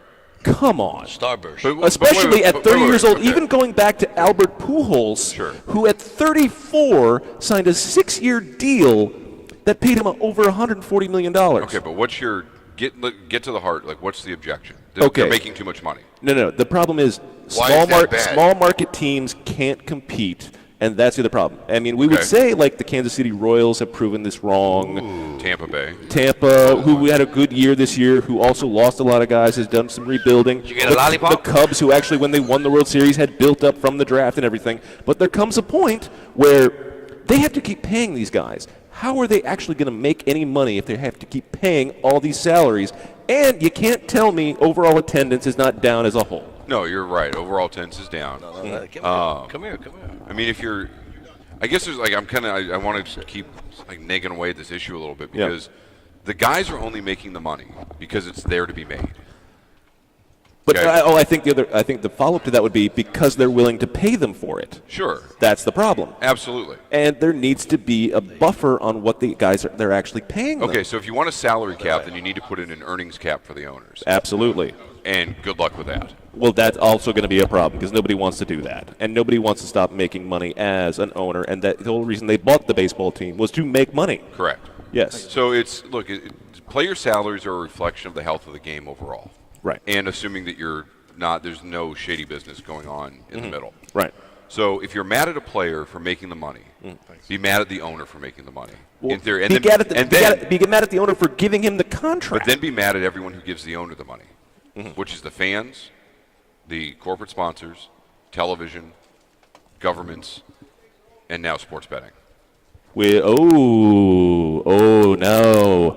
I think we just opened another bag of tricks there to go into sports betting. So are you allowed to talk about what are your thoughts on now sports betting become legal in the States? No, I have to remain opinion free. We'll talk off air. Okay, no problem. Absolutely. We will go get a beer later, and we will talk about that. I look very much forward to that. Off the record. Off the record, 100%. Off the record. I will keep that off the record, absolutely.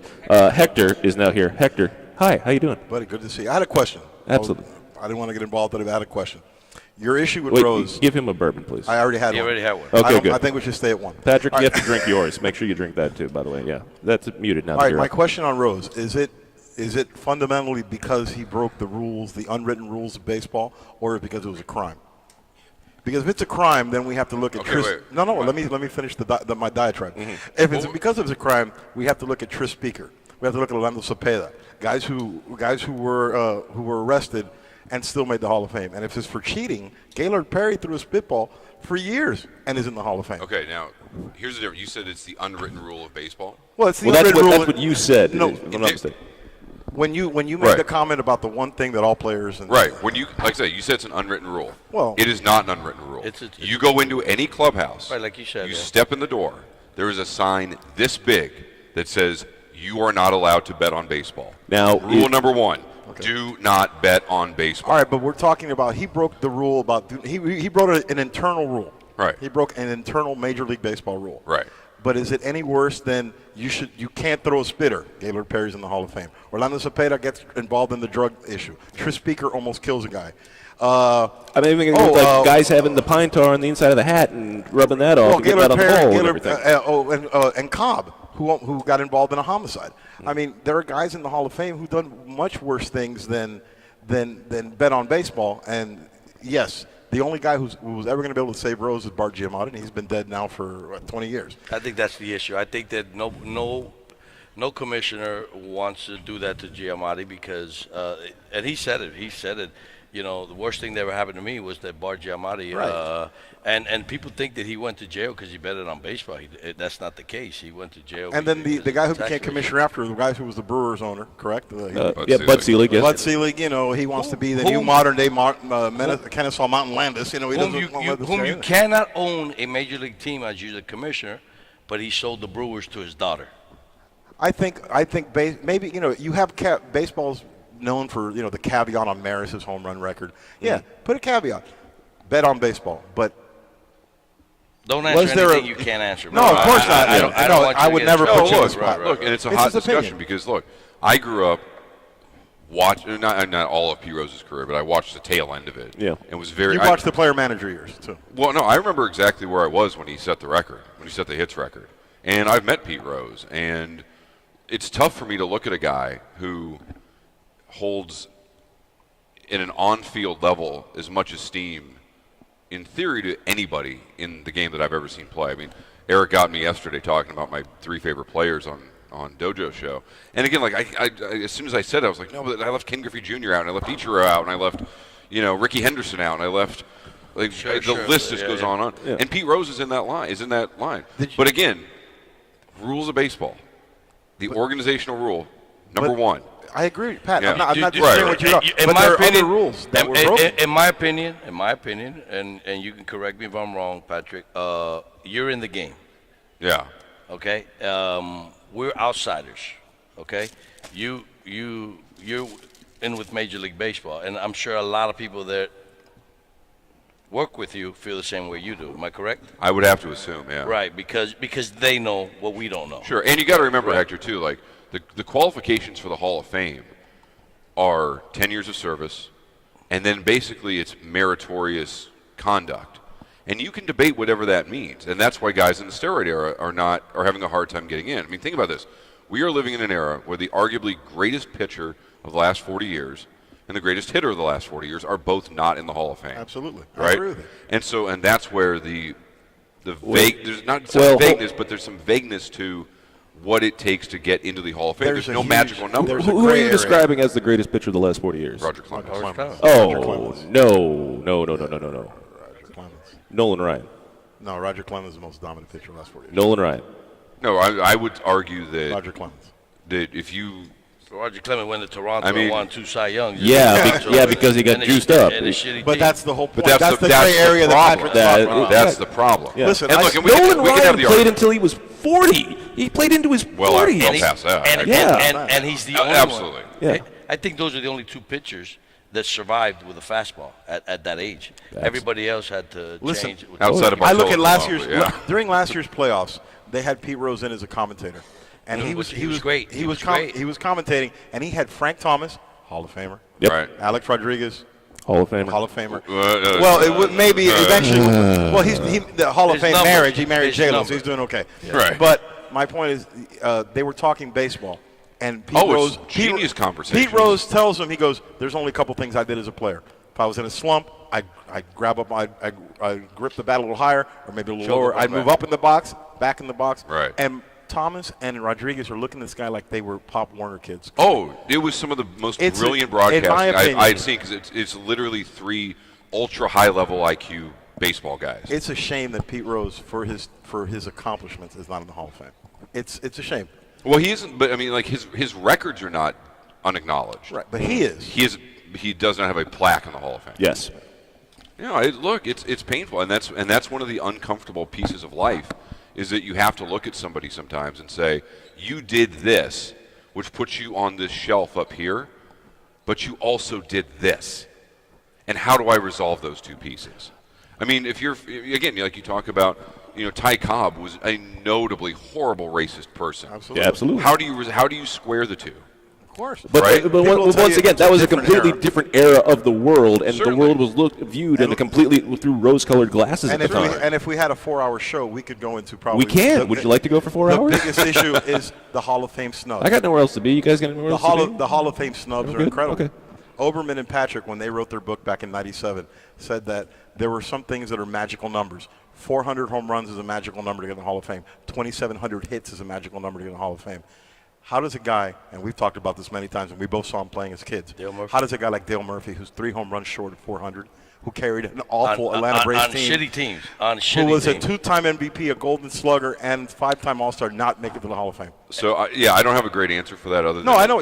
But what I will tell you though is that that's why we have things like the Veterans Committee and other things to try and right those Hey, wrongs. how about And I'm not- right here? How we about got right right here? here. Right here. Where's Dan? Where's Not because he's Dan? our boy. Right here. We did His dad. a statistical analysis, which is kind of my gig. That's what I do. Right.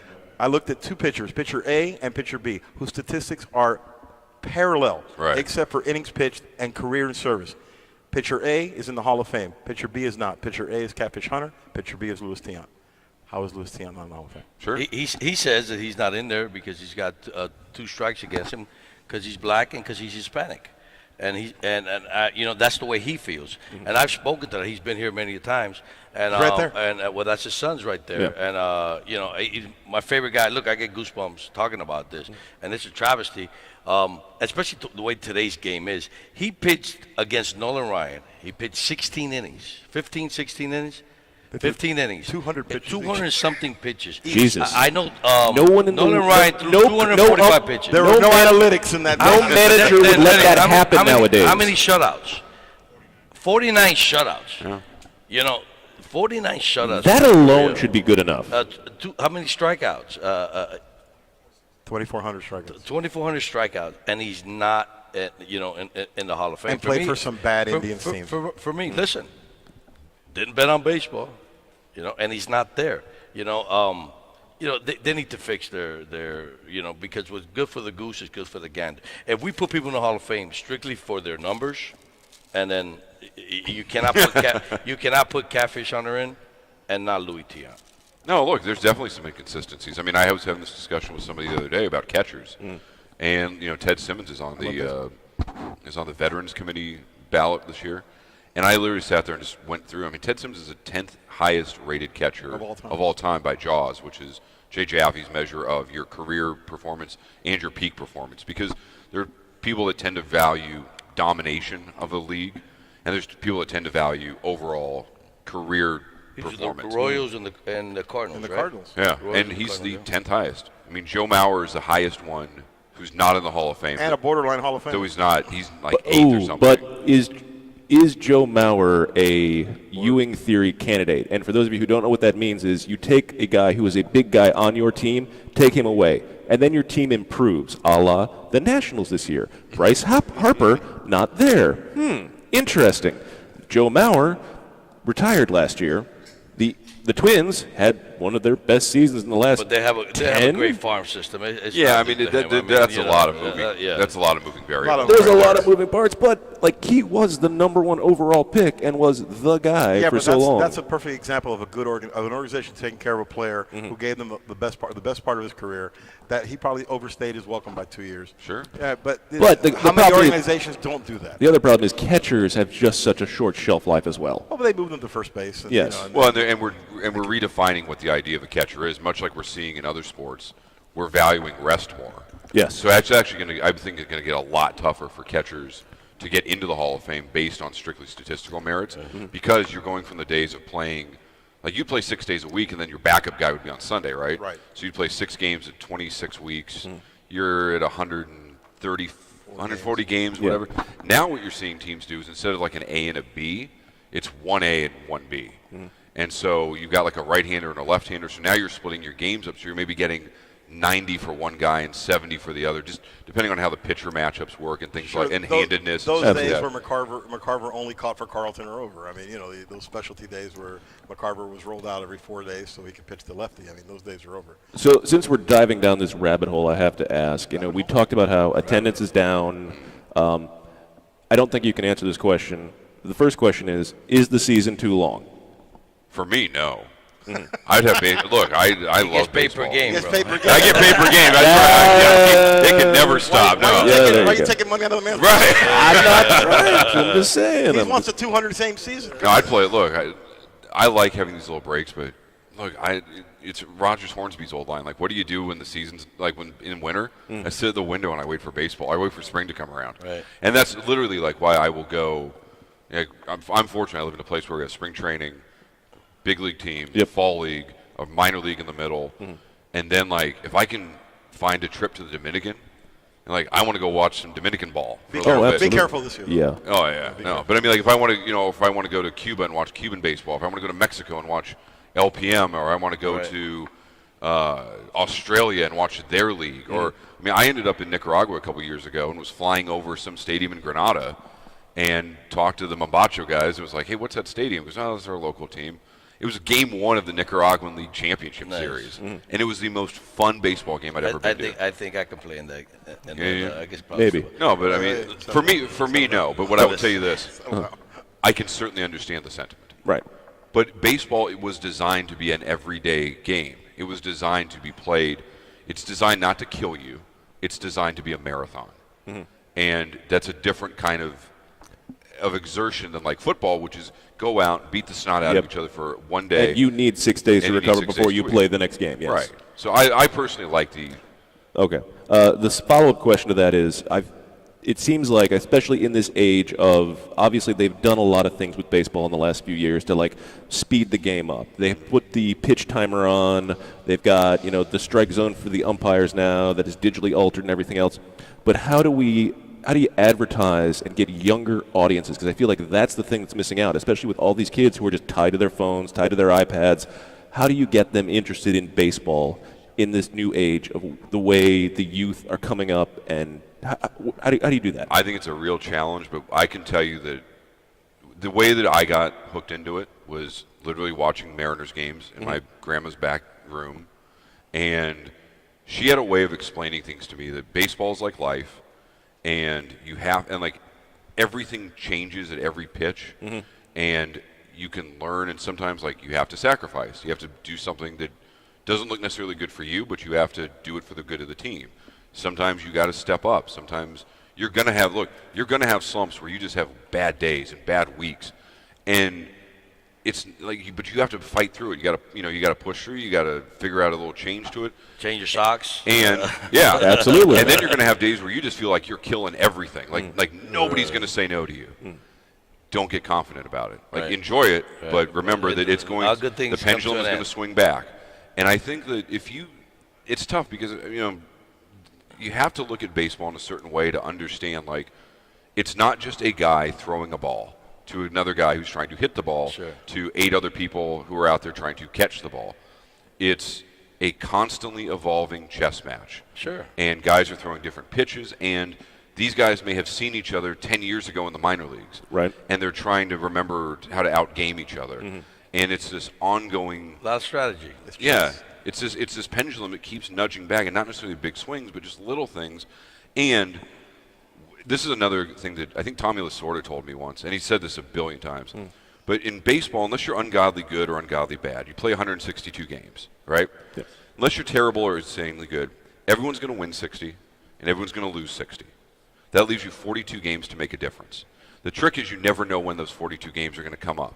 So you better bust your hump at every opportunity, because that will be the difference. That could be that one game that gets you into the playoffs. And I had a guy that I work with in Phoenix who he takes that and applies that to his work schedule. And he says, you know what, like, I don't think I would have gotten the promotions I'd gotten if I didn't take that advice of being aware that you've got like 42 opportunities to make a difference, either in somebody's day or in an event or whatever. And if you forget that, you're going to not make the playoffs that year. You know, you're going to have a bad week. You're not going to proceed. We at Team Espinoza better be 100% every day. Yeah. No, it's like, and the thing is, like, if it came with a big flashing warning that said this is the event you need to put your best into, but it's like, you know, you could be walking around talking to a consumer today, and you just, you know, you're tired, but you're like, no, I'm gonna be fully engaged with this guy. Right. That guy walks out of here, and now he is Espinoza Army for life. Right. Right. Sure. And if you don't, then maybe he walks out and goes, man, you know, I get good cigars, but the guy's kind of he's kind of half-assed it on me a little bit today. Okay, I'm going to turn it back around. We'll bring it back to cigars. I just one last question, Okay. and then because we'll get somebody. We got the mic. I saw commercials during the World Series. I don't have a bucket list. I've been to every Major League Baseball stadium, and one thing I've always wanted to do was Fields of Dreams. Oh yeah. There's going to be a game next Yes. year, Fields of Dreams. Correct. Now, is it going to be right there, or are they No, building a stadium? they're building a next to it? stadium adjacent to the field that was used in the movie. Have you been there? And I've not. They have Okay. they have the field still there Field's in still the there. field, and you can still go there and tour it, and they give Right. tours, and you can go hang out at the Field of Dreams Stadium. Right. So Major League Baseball has gotten really good about creating these.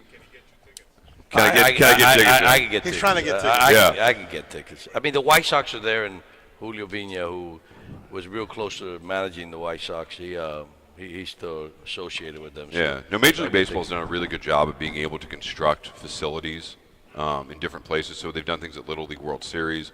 They did something at Fort Bragg, if I'm not mistaken. Right. There was a game there, and so they're doing the same thing.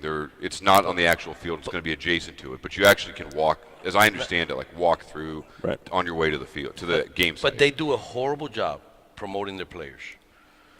That's I like the NBA.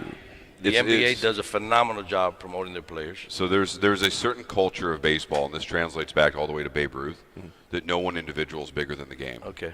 And I think that sort of is still the mentality, and it's tough because you want to take advantage of your great players. Like I said to you yesterday, if you're a baseball fan today and you're not appreciating the absolute historic greatness of Mike Trout right now, Right. you are missing it. Right. But You don't they're get it. also ruining him and putting him on teams that suck. Can No, Joe no, Madden wait, save wait, the wait, Angels? Wait, time out. He signed a contract. He signed the contract. He signed the deal. He's a respectful guy. He's Yes. he's a clean-cut, low Upstanding maintenance guy. guy. He signed the extension.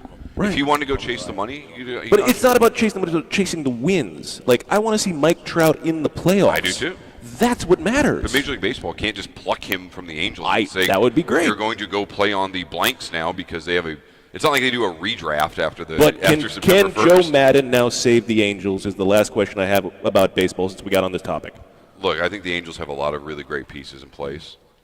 You have to hold your breath on a few of them because, look, they didn't offer Cole Calhoun an extension. I think that's a nod to some of the younger guys that are coming up.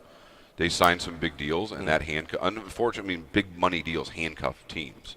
That was the original point I brought up like 20 minutes ago. Right, but again, like they wanted some guys, and look, and unfortunately, best laid plans don't always work out. Now, look, I mean, can Joe Madden save him? I don't like to think of managers as saviors. It's organizational changes. Right.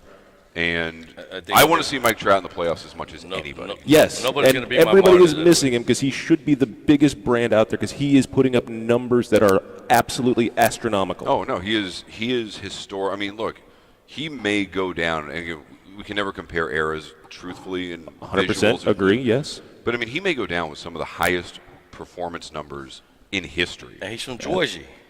Yeah, Millville, New Jersey. All right, so, okay, we'll let you off on this now. What's the best thing? This is like the fourth time I've been let off on it. I know, I'm trying to, I love we'll it. work on it, but he keeps bringing it back. What's the best thing you smoked this week? Boy. As a reviewer and a professional Warzone reviewer? has been really impressive. Hold on, can we save that clip for later on when the review War- comes out? Absolutely. Did it War- taste like taco meat? No, it did not. Warzone has been really impressive. I have to say, I mean, I feel like I've been smoking a lot of things that have been sort of out and just kind of revisiting. Yeah.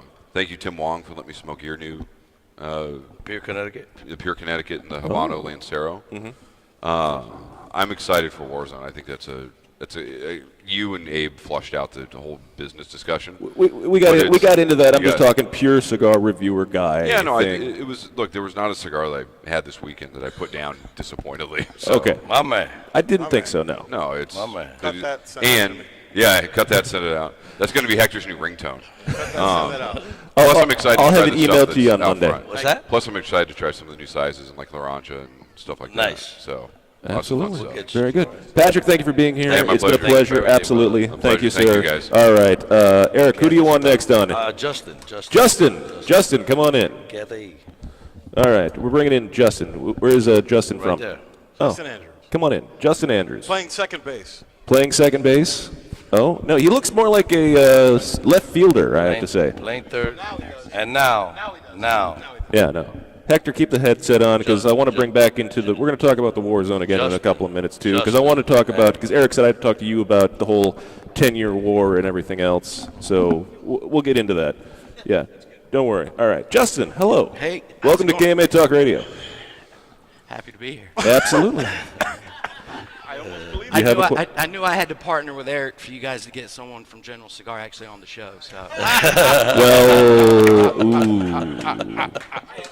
Well, there we go. You know, if you'd like to sign an advertising package, I'd be happy to bring you back a lot. You see how it helps General also? Shots fired.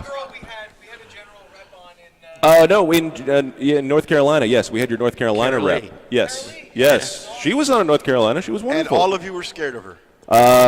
No, Paul kept trying to set me up with her.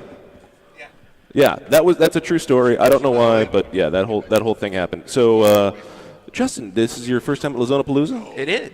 and what have you thought so far? Man, I gotta tell you, I landed late last night or late Thursday night from Miami, and my taxi driver pulls up and he goes, "One, it's kind of hard to get here from the airport." And it was my first time here, so I'm looking around. Yeah. He sees this big tent, bunch of people smoking, hanging out, and he goes, "My friend, what is this? Where am I taking you?" I was like, "Bro, I don't know. This is pretty good." Did he speak English? Yeah, a little bit. And so from the first moment I walked in, it's been a really cool experience. Okay, very good. Well, it was no reaction like the limo driver who picked the three of us up last night. That dude was a little freaked out. I don't blame him. I don't blame him either. I Hold kept- on. We got to get Justin a bourbon. Get Justin a bourbon. I kept- Everybody who gets on has to give drink a me the bourbon. bottle after that I first kept segment. getting nervous that when I was driving home after going to the nail salon that I get pulled over by a cop and would have to hand him my driver's license. Here you go, officer. Oh, yeah, that would have been interesting. There you go. Everybody has to drink one when they get on the show. I'm already a little shaky from the 5 Cuban coffees I've had today. I've been drinking coffee nonstop. Oh, It's no. like I- I did actually spill it. You guys got a paper Rookie, towel? rookie. We got a rookie. And this is why we don't have people from General Yeah, on. there They spill you their go. booze. We got a rookie. Okay, we're getting paper towels. it'll We'll find just add paper to the towels. flavor. Yeah, exactly. Add it to the that. Just lick it off. It'll be fine. It's a whole thing. So after this whole, how much of, so what are your thoughts on the whole war zone? I mean, Well, first how off, do I even begin? First off, I didn't realize that Eric really pulled a fast one on us. Came to our factory, got our tobacco, convinced us to put his name on a Slick, cigar, right? and get us Winner, to winner, sell chicken it. So, dinner.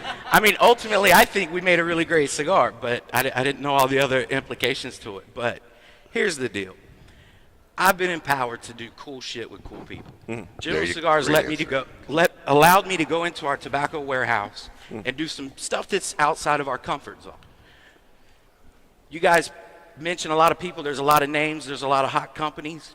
Every one of them have reached out to me to do something. Eric was the top of my list. And it's because of who he is and because of his people. And so this, in every sense of the word, was a collaborative effort. Eric didn't come in and go, "I only want to use Cameroon."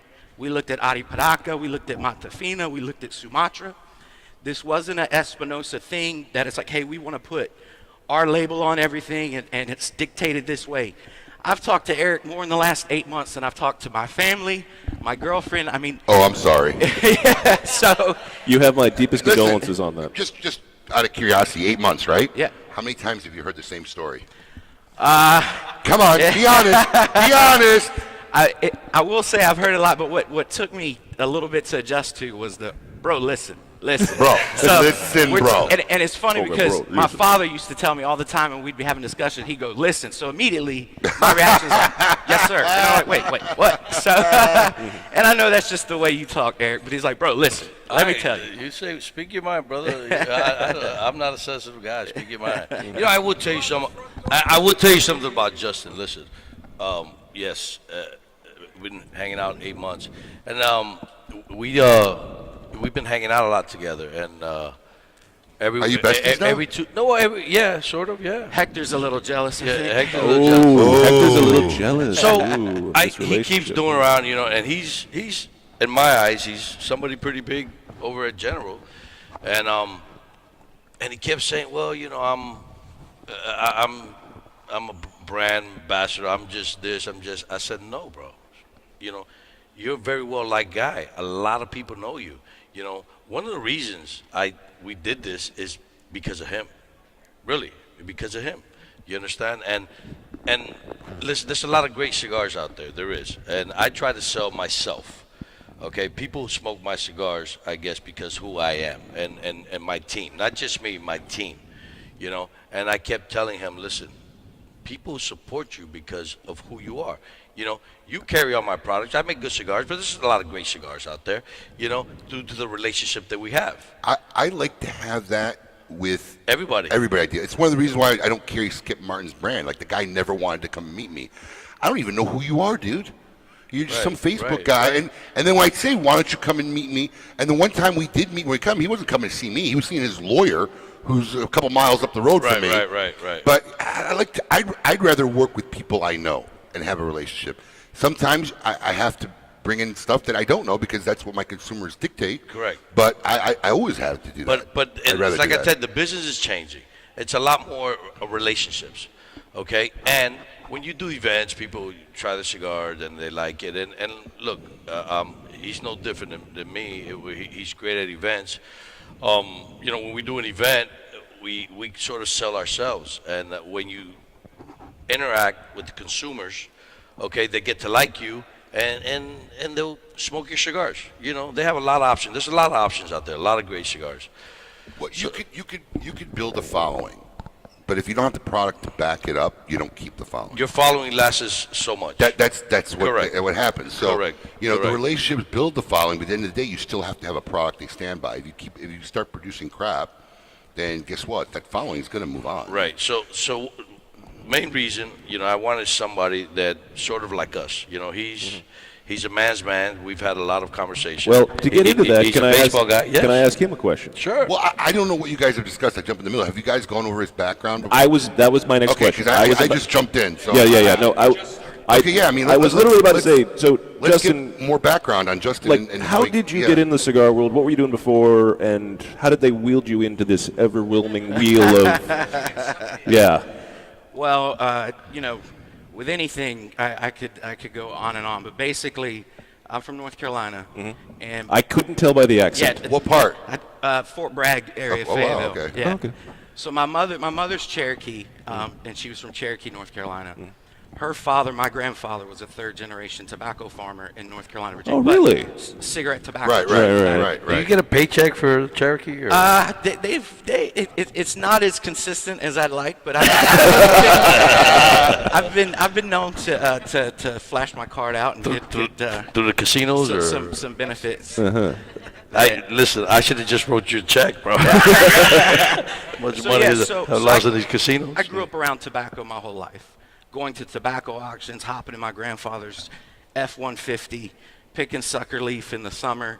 I mean, it was everything that I was around, but nothing that I was ever really a part of. I didn't smoke cigarettes. I didn't chew tobacco. Baseball was my life. Played baseball.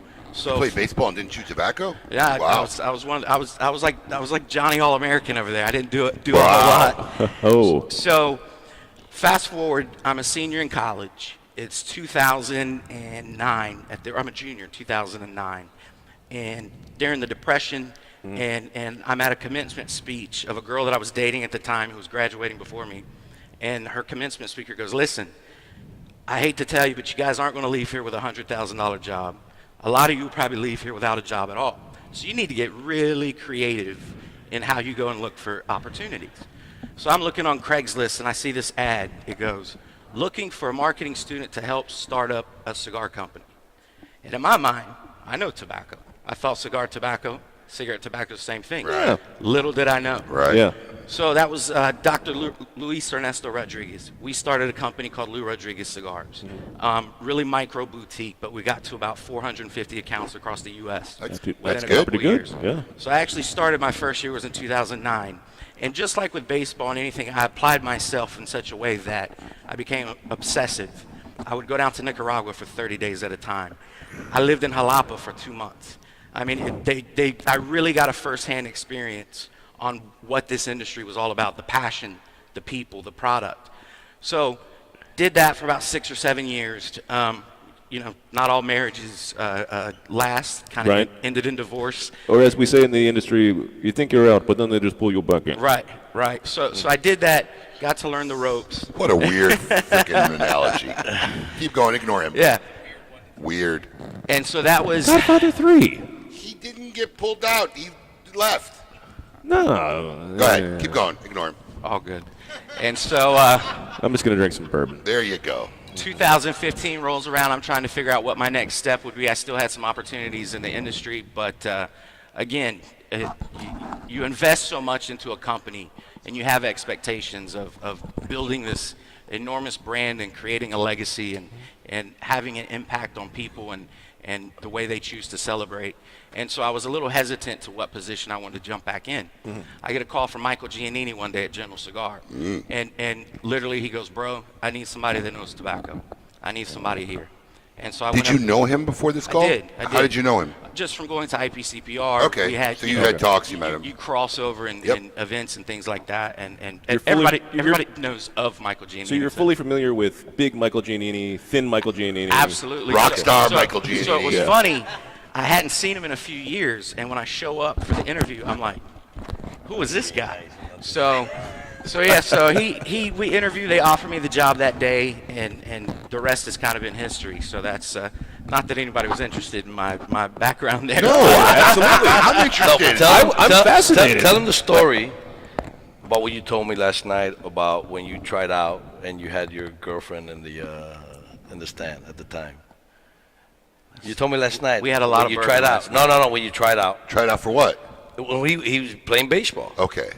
Remember the coach tells you if you're a good ball player? Oh, yeah. So, again, going up through the system, I had a scout from the Giants one time, and I was at a showcase, and he comes up and he's asking me all the questions, what my 60 time is, on base percentage, all this kind of stuff.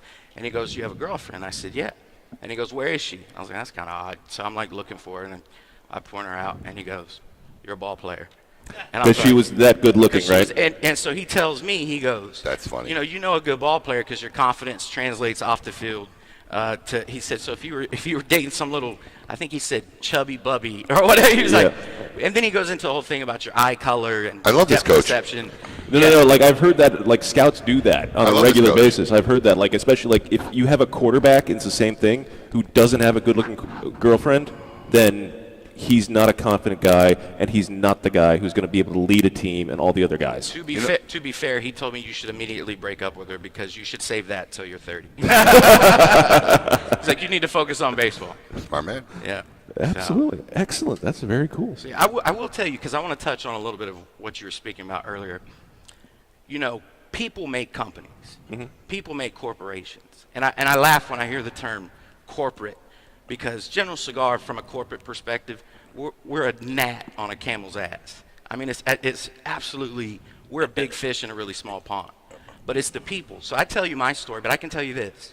If you come to our office tomorrow in Richmond, you walk down the hall, you're going to see a kid named Matt Davenport, who used to work on the Toronto brand. This kid had a scholarship to play golf at Christopher Newport University. His junior year, they made him try to sign a tobacco-free pledge. The kid revoked his scholarship because he was a cigar smoker and he worked for Shorty at Havana Connections. You know my story. You walk down, you see Ed Lehman. Ed Lehman was a rising star in corporate America with Altria. He left a higher paying job to come back to work for us to manage Punch and to manage Hoya. These are the people that comprise of what General Cigar is. We've created schools. We've built hospitals.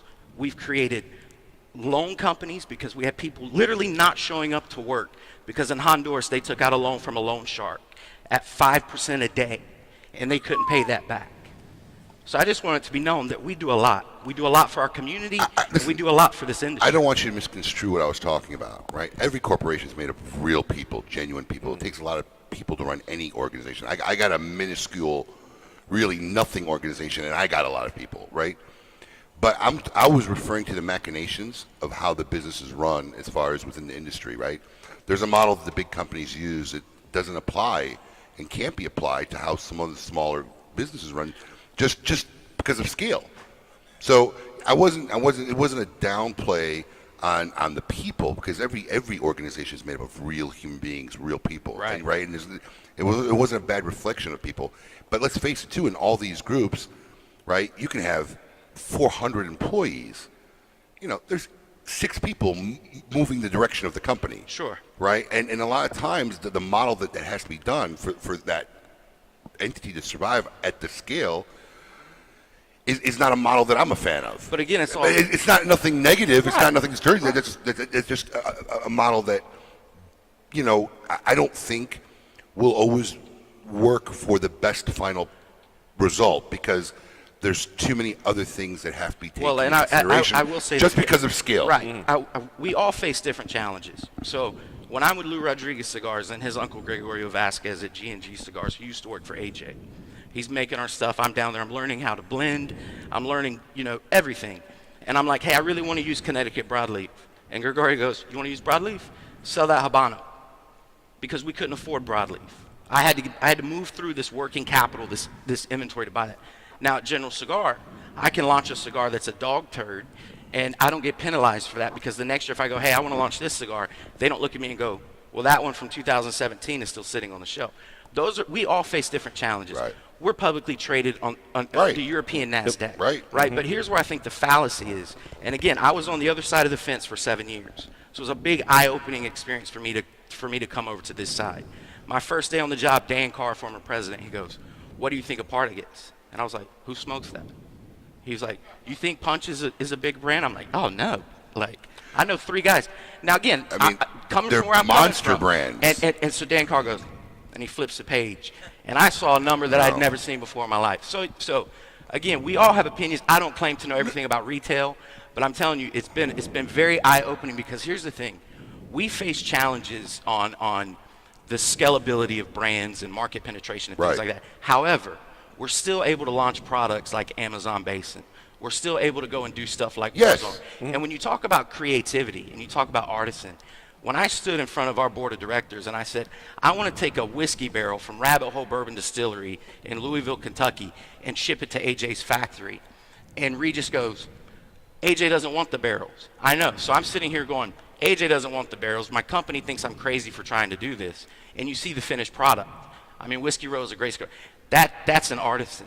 That's passion to be able to do that. But just so you know too, right? Because I've been dealing with a lot of these companies at this level now for a long, long time. You're not the common employee of these types of organizations. Very few people I've talked to many, many, many times on the other side of my desk have exhibited a quarter of the compassion that I've just talked with you in about 5 minutes, right? So it's not the commonality. And also, too, when I talk about what's best for the final product, I don't relate that to numbers. See, that's part of the scale, and that's part of the economics. Right. I mean, I don't think anybody in this room will argue McDonald's sells more hamburgers than anybody in the world.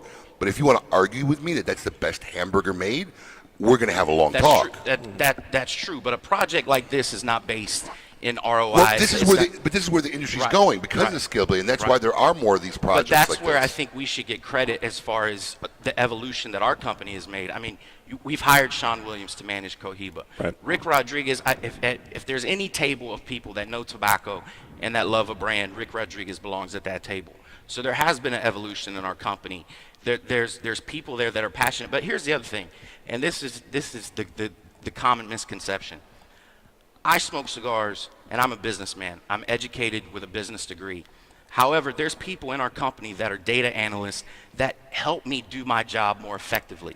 Now, that person, I don't give two shits if they smoke a cigar or not. Right. Because they're not part. They're on providing that you the side. information you need to make your However, decisions. if smoking a cigar was the prerequisite for running a brand, anybody who smoked a cigar. But as a business owner, you're not going to let somebody come in and manage a $30 million business that can't also wear that business hat. That just goes, oh, I really like this Cameroon versus the Sumatra. Or I know the difference between an Ecuadorian Connecticut or a Connecticut from Connecticut River Valley. So there is a balance there, and I think we get a lot of flack sometimes. But to run an organization, a multi-billion-dollar organization, you got to have people that do both. And to General Cigar's credit, they took a shot on a guy like me, like Jack Tarano says, who nobody knew. They took a shot on other people. There are a few people who know Jack Tarano. Yeah. There's a couple people that know him. I know what he meant. But so there is a balance there, and we do have cigar people. Ernest Gocha was here yesterday, and I think everybody in this room would say he gave a great presentation on how we go and get Cameroon. This guy knows more about tobacco than anybody that I've ever met. There's passion, there's pride, and there's knowledge there. But yes, do we have a part of the office that's data-driven and analytics? Any company has that. What I noticed, Justin, is that, yes, you know, I don't know you guys, the General's number, but you guys are changing. Times are changing. I see a guy like you. I see a guy like Rick, like you mentioned. I see a guy like Sean. You know, I don't know, is brand ambassador, is that a good... They are brand ambassadors, yeah. Brand ambassadors. So they are changing with the times, you understand? And all three of those guys, I made a cigar for Sean Williams when he was on his own. Yep. I know Rick Rodriguez when he started, when I was a rep, you know, and then you and I have become good friends. You know, we knew each other before this project. So, I mean, those three guys for me are very, very knowledgeable, you know, and kudos to General for allowing you guys to do what you guys are doing now. You know, as far as the other brands that, you know, I know you guys sell millions and millions and millions, and they got brand recognition, you know, and that's what we're trying to get. You understand? Is it fair to say that most people that smoke your Whiskey Row and your Diesel are cigar geeks, or you know, is it? I think that's safe to say, because that's the way that I position the brand, and that's the way we position the launch. And again, give credit to AJ. AJ has been on fire for years, and it's funny because a lot of people would predict. Do you know why? Do you know why he's been on fire for years? Because he makes great cigars. Not just he's that. meticulous. Not just that. Yes, he's the most anal human being anyone's ever gonna meet. He does not miss a beat. Right. I'm traveling with him, and he drives with his cell phone right here. Seriously, puts it on speaker. Juan can attest to that, you know. And I think you posted something about that. He's got the phone here. He'll call somebody. Pedro, yeah. Do you remember you got to flip that pilon? So blah blah blah blah. Remember the number 7 with the Mexican? Blah blah blah blah blah. Okay, great. Yeah, remember. Hangs up, calls somebody else. You know, Tomas, you gotta irrigate that. You know, the section in the back over there where we got the Connecticut over there. Blah blah blah. Yeah. You know, he'll make 30 calls that he pays people to do these things, but he remembers all these things. Yep. You know, Because we don't trust that they'll correct, remember. and I'm the same way. I live in that fear every day. You're that, you know. So I try to, you know, we try to get the right guys, you know, Jack, Hector, my son, and all this, you know. But still, we check. We check. I do it all day long. We check, and trust me when I tell you, he takes so many cigars off the tables. Oh, his defective pile is something that everybody would want to smoke. It's not even. I'll give him my address. He can send it to me. He makes no seconds. Right. You know, and I know he has a lot of, you know, they're called overruns or what have you, but, you know, and like you said, you know, I go down there and, you know, of course he'll give you the stuff to smoke, the ones that, you know, he's got a little blemish or whatever. That's what everybody does, right. You know, and they're just phenomenal. Well, and to your point, all that's correct. So imagine in my position going in and going, AJ, I want to take your tobacco and put it in a bourbon barrel. How do you think that conversation went? I told somebody. How long of a conversation was that? It took a year and a half to convince, and I didn't even convince him to do it. I tell people, it's like me going to my 85-year-old grandmother and going, Grandma, you really should add some paprika to this fried chicken recipe. She's like, get out of my kitchen. Yeah, right. Thank you for support. We basically, through Alex Fenton, a guy who discovered AJ, I said, look, bro, we're just going to ship these things down there. And if he burns them, if he, whatever, we got to Just get out of it done. spite, whatever. Now yeah. he needs more. Totally now would he expect needs that. more barrels. But when yeah, are you gonna yeah. ship me more barrels? So you talk about it. Joten, you shipping me more. You talk about an evolution. At first, it was like, I don't want them. People would show up. You told me, Nick Manillo told me, said they'd first go in, and AJ's like, look at this crap. Look at these barrels stinking up my factory. Go back a year later. Come look at these barrels that Justin and I are aging tobacco. Now what I hear is, come look at my barrels. Come look at this price. Yeah. So I got a funny story. We did an event about 2 weeks ago. Justin was there. Everyone was there. Down in Vizcaya. They got this blackjack table. Everybody sponsors. It was sort of like casino night. So I sponsored a blackjack table, and then you have La Palina, and I forget who else. So they don't have the little window. Well, you play blackjack with me, Abe. They don't have the little window. You have, yeah. You want to make a corporation, you bro? make a corporation. Let's So- make a corporation, man. So we're playing, and now they don't have the little window to see if they have blackjack or not, so they have to look at the cards. So now this is for free. This is for charity. I mean, if you win a lot of chips, you turn it in, and you might get 2 cigars or whatever. Whatever. So I'm standing in the middle, okay? I got Nish at one table, and I got AJ at one table. So I'm looking at both cards. So for free, AJ kept telling me, look at the card. Go look at the card. See what she got. So he's got 14. Dealer's got a 10 showing. She flips the card, and I'll tell him in Spanish, cinco. He goes, I'm good. I don't need another card. And he tells everybody, I got a 5. She got a 5 with these. She got a 5 with these. But anyway, he wins a hand. They don't have enough chips to pay him. At the same time, they don't have Nish to pay him because I'm looking at both. So, Was Nish drunk? When no, I wouldn't say that, but no, he was good. So my point to him: if you find somebody who likes to lose, and I'll show you a loser, okay? And he's no different than I. He doesn't like to lose in anything. Listen, the truth is, he makes some of my cigars, and why? Everyone says, well, if you have your own factory, why is AJ making your cigars? Because I can't get some of that wrapper that he can. I got tired of fighting the broadleaf. I got tired of fighting the Mexicans. So I go in one day, Hector and I go there to buy some of the wrapper, and he says, you always want my best stuff. And I said, look, yeah, why not? We're friends. So he says, let me make it for you. I'm opening a new factory in Alcatraz. Let me make it for you. And I said, if we can get to a good price point, and we did it, and it alleviate a lot of headaches for me. Let him worry about getting that. Let him, and I don't put, because I want to stand on my own 2 feet. I don't put that, made by AJ or nothing like that. And listen, would I like people to know he makes it? I tell the whole world, but I want to stand on my whole 2 feet. And that's why he's successful. I mean, in such a little bit of time. Not just that he makes great cigars. He hates to lose. He buys the best possible tobacco you possibly can buy. And I buy some of the stuff from him. A little bit higher price, but and I laugh all the time because he's got 2 words. Thank you for your support. So, AJ, nice to meet you. Thank you for your support. So how long you been in the business? Thank you for your support. When do you come from Cuba? Thank you for your support. So Justin, going back to you, now that you've finished this Warzone project, this is going out and everything else. What's next on your horizon? What are you looking at? What are you working on next? So this type of activity is an initiative for us. So again, my boss Chris Starr has been with the company a long time. And I'm a bit of a red herring. I come in and I stir things up, and again, I'm not part of that mold where a lot of these guys that end up at General Cigar, and I kind of enjoy that, to be honest with you. So he told me, he's like, listen, I want to do cool shit with cool people, and I want to be disruptive, and I want to do something that's out of our comfort zone, and that's ultimately how this came about. Right. We're gonna do some more stuff in the future.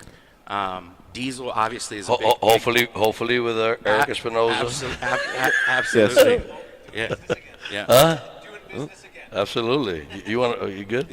He's still a little bit. All right, come on. You got to finish that before you're done with the interview. By the way, for sure, absolutely. Yes. So, By the way, I think we have to finish the bottle before we can end the show. By the way, Justin, thank you for giving us an opportunity. Thank you for giving us a shot. I know you had a lot to do with it, and thank you for believing in us. Yeah. I really appreciate it. Cheers. Bruce, Cheers. gentlemen. Cheers. Bruce Mund. Thank you for coming on the show. Thank Yes, you for thank you for having being me. here. Absolutely. Yes, Justin. Guess what? You're off the hot seat. All right. You have. I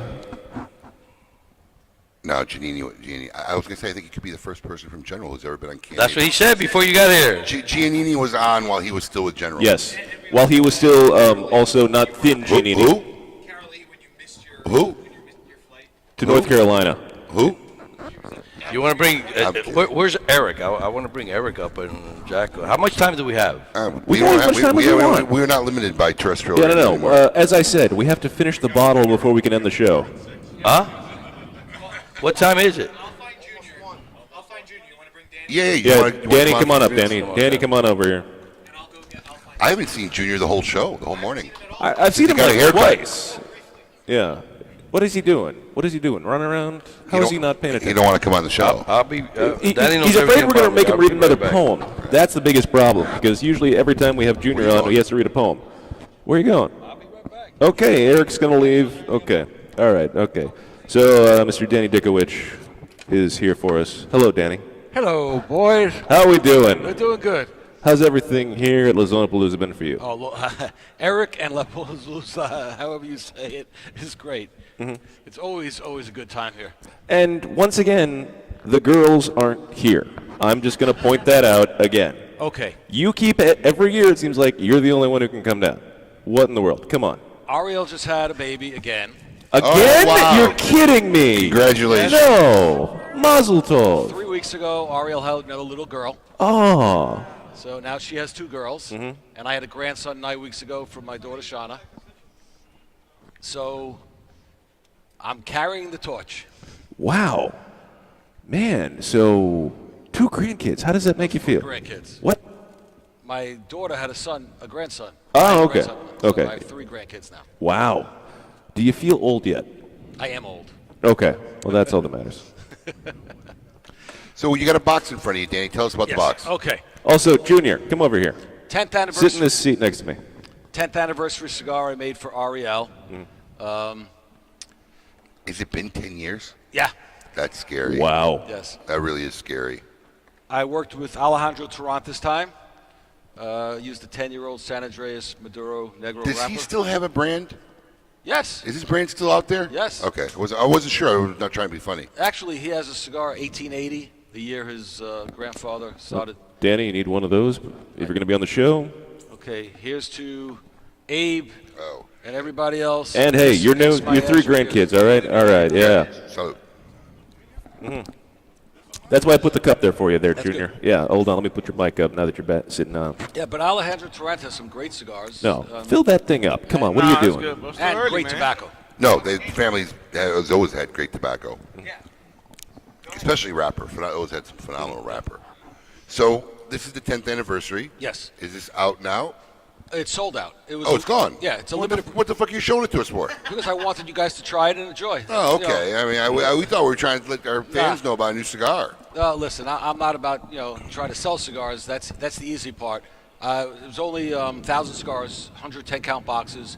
Came out with it at the show. It was in honor of Ariel's 10th anniversary. I've done 4 limited productions, and when I say limited productions, I make 1,000 cigars. We had the Sea Lion, then the Sea Lion Maduro, the Lancero, box first Lancero Eric made for us, and now this 10th anniversary. So limited they sell. And then, of course, I keep a lot for myself. Now, when you say a lot for yourself. Enough to smoke for myself and my friends. And, Okay. All right. Yeah. All right. That's understandable. Okay, we can accept that. Yeah. I mean, So after this, do you guys have anything in the works? What are you guys going to work on? Or now the girls just going to work on being moms? Or Well, where do you go from here? Well, La Serena is still alive and kicking. We have a new website. I have a new vice president of sales. Everything is great with La Serena. Again, I FaceTimed Ariel yesterday because everyone wanted to see her, and she spoke to everybody.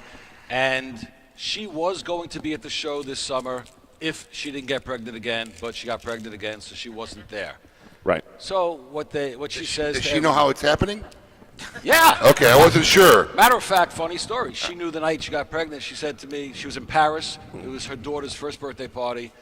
And she said to me, Dad, I'm going to make you a second grandchild. And that night in Paris, they did what they did. And So she knows exactly how Nice. she's doing it. Yeah.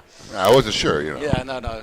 You never know. People asked me after the fourth kid, you know what causes this, right? Yeah. Listen, she's a Columbia graduate. She has 2 masters. She's a bright girl. Good stuff. Yeah. So. Congrats, my friend. Thank All you. the best. Thank you. Absolutely. Yeah. All right.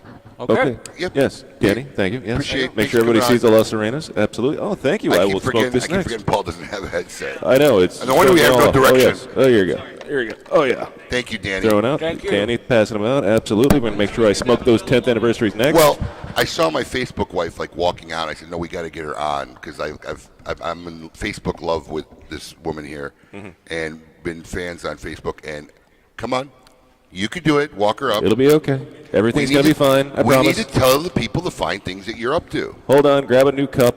We got a clean cup still. We got a clean cup still. Are these used? Those are used. Who knows? I think that one's good. That one's good. Yeah. Yeah, Junior, pour one in there, right there. All right. Oh, no, he stole the other ones. There you go. Those are all the good ones. Yeah, those are all the good ones. Because everybody who comes on KMA Talk Radio, especially at Lazonapalooza, has to have a beverage. No, this one's used. Save that one. Okay. Yes. So, Can you take the mic from him? He's out of control. I'm trying to just direct things as they go Well, along. why don't you introduce our new guest? Hello. Hi. Hi. Hi, I'm Adam. I'm Drita. Lovely to meet you. Nice to meet How you we as doing? well. I'm Pleasure. great. Yeah. That's just, I'm talking to a lady voice. Well, that's what I do. Miss Drita Yeah. Hyde, Hi. who's also has a Facebook persona. Yes. Elegant Plume. Oh, Right? Okay, Elegant Plume. Okay. Yes. Well, Yes. not being on the book face, I'm sorry, I'm not familiar. So, how did Elegant Plume come about? What is the antithesis of this?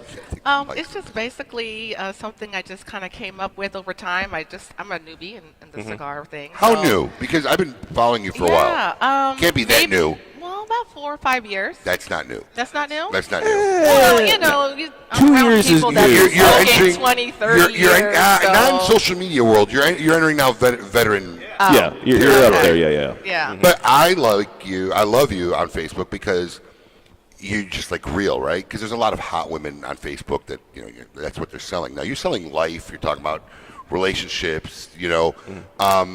And I love strong women in this industry. I think this industry needs more strong women like that. Now she has her own. I didn't know about this because she needs to talk to you too after the show.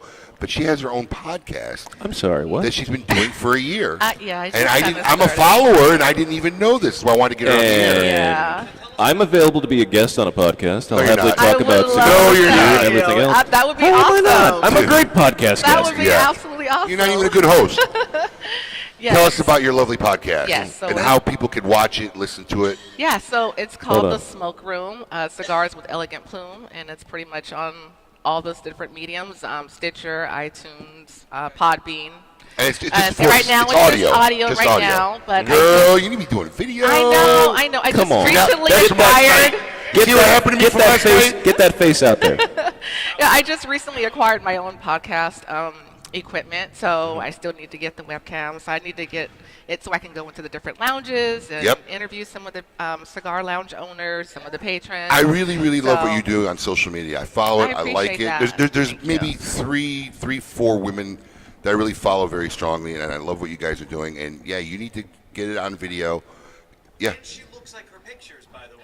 Oh, you mean no Facebook trickery?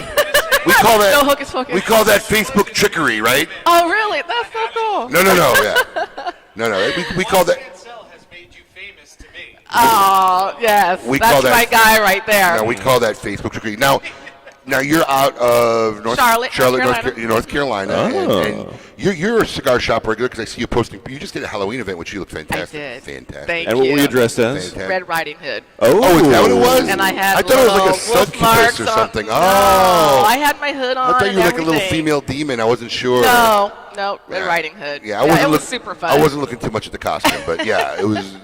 But you had a party there. Now, where's the shop you normally regularly hang out at? Aroma Cigar Aromas. Lounge on Monroe Road. But we have lots of good lounges in Charlotte Atlanta's area. Yeah, so Charlotte's a popping cigar it is. town. It's It really up and is. coming. Not We to got a lot mention of good lots of stuff. great breweries. Just throwing that out there. Yeah, well, That's why I'm you not want. really a beer drinker. Yes. Oh, I need some Basil Hayden, Now Creek. There you go. She knows Okay, what she's doing. I'll accept that as well. I'm not going to turn a left cheek to that. Absolutely not. No. So how long before you think your podcast you'll be like doing it on video? Maybe about a couple of months. Good for you. Yeah, I think I can do that. Want to make sure I catch that episode and share Yeah. it. Let us know so we can share it on KMA. Oh, Absolutely. absolutely. And what Thank got you. you started in wanting to do the podcast itself? Well, I didn't want to be that person with the pretty face and with the cigars, you know. And as I are, started though. to be around cigars and meeting different people that were depositing in me, and I was learning more and more, I wanted to kind of show that, that I know a little bit about cigars. So I just wanted to share it with some people that are newbies, and just kind of counter the whole little just pretty face kind of thing, Oh, So that okay. was the whole reason for the podcast. Just to so And that you then- have the mental knowledge rather than just being, I'm just a pretty face. and Right, just yeah. shut up, And I'm still learning, but I want to share what I'm learning as I learn it. You So do it's kind of like a journey. And now, you know? do you feel like you appeal more to the women smoker, or are men more into viewing, or what is your It's overall view about of the audience? My insights is telling me it's about 90% men. Okay. But you And want to know what? 10% women, but it's I'm growing. going to tell you, women will relate because I'm going to tell you something. I watched your video on the Boveda packs, right? Right. Right? Girl, it looked like you just rolled out of bed when you did that video, right? I mean, no makeup. I didn't put any makeup no on or anything. makeup, It's nothing. not- I mean, literally, it looked like Yeah. you had a cup of coffee for breakfast and Yeah. said, "I'm going to make a video right now." Let's just keep it real. But see, it's that real deal Yeah. that, in my opinion, translates well to the other side, and you will get women followers. Yeah, and I try to with go when stuff I'm like in the that. lounge. If I don't know a young lady, I'll walk up to her if she doesn't have a cigar. Hey, let's go into the humidor. There know? you go, girl. So I try to bring as many See, as we can. she is a lifestyle ambassador right there. That's why I'm a huge fan of.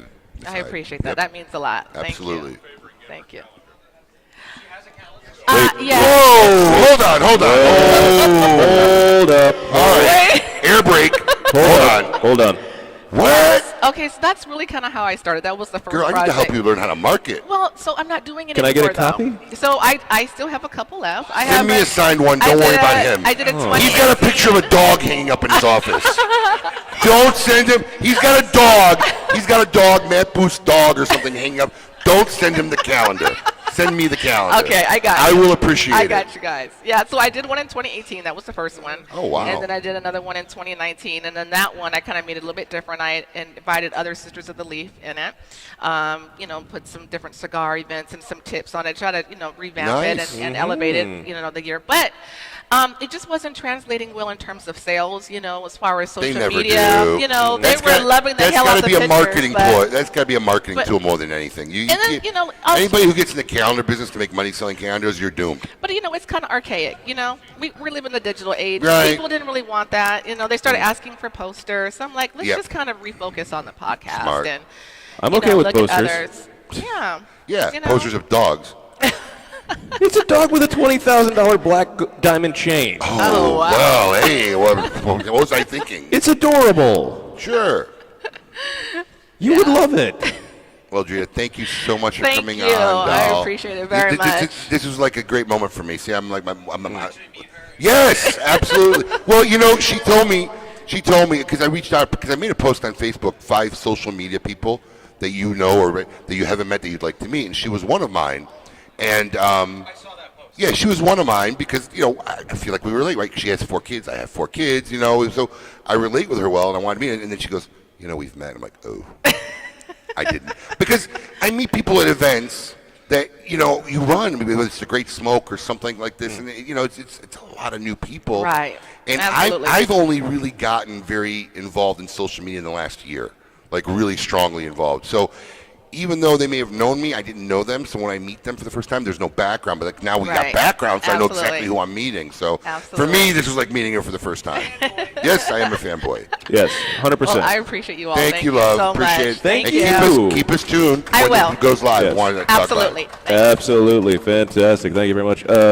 Hey, buddy. How you doing? What's up, my brother? No, you're not up. You're up. There you go. There you go. Get that nice and close. Right? You Yeah, good? dude, you've been like uber quiet. Yeah, where have you been? matter with you? Working, We've man. only been almost an hour and a half, 2.5 hour show. Yeah, where have I you know. been? We've You guys gone way talk a past lot, the man. mark. You Yeah. guys don't stop.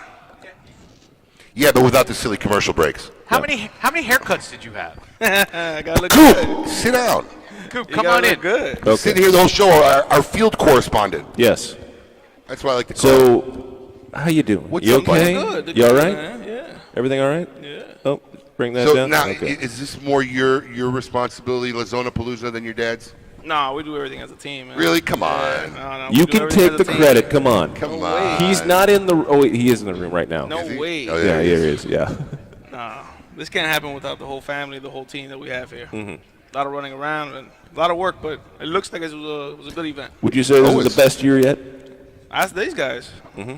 Yeah. It was the best year yet? Yeah. Asking everybody here. Yeah, that's what I'm hearing from the crowd. Let's talk about the coffee because you're the one that talked. Yes. Yep. Okay. Okay, Your dad cool. told me he couldn't talk about the coffee, and I had to talk to you about the coffee. So, all right, I'm going to go ahead and put that back on this camera right here.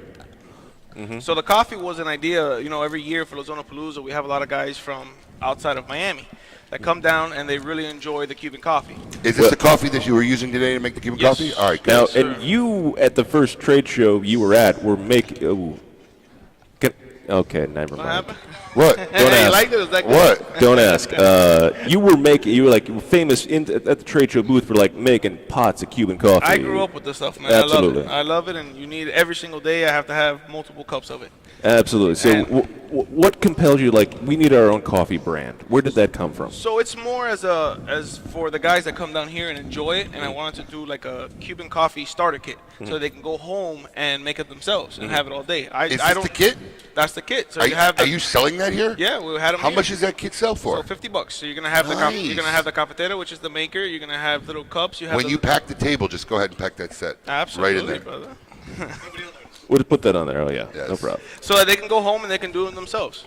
So, okay, so let me ask you a question. Is this a Lazonapalooza set, or are you going to put it in this retail? I wanted to do it for everybody here. They enjoy it the most. If it one day reaches to retail, I know a lot of people have tried the coffee game, and I'm not sure if Nobody's it's done well or not. Nobody's tried the coffee game like this. I want to do it. I wanted This- to leave it in their hands. Does this for come in ready a to cool go. box?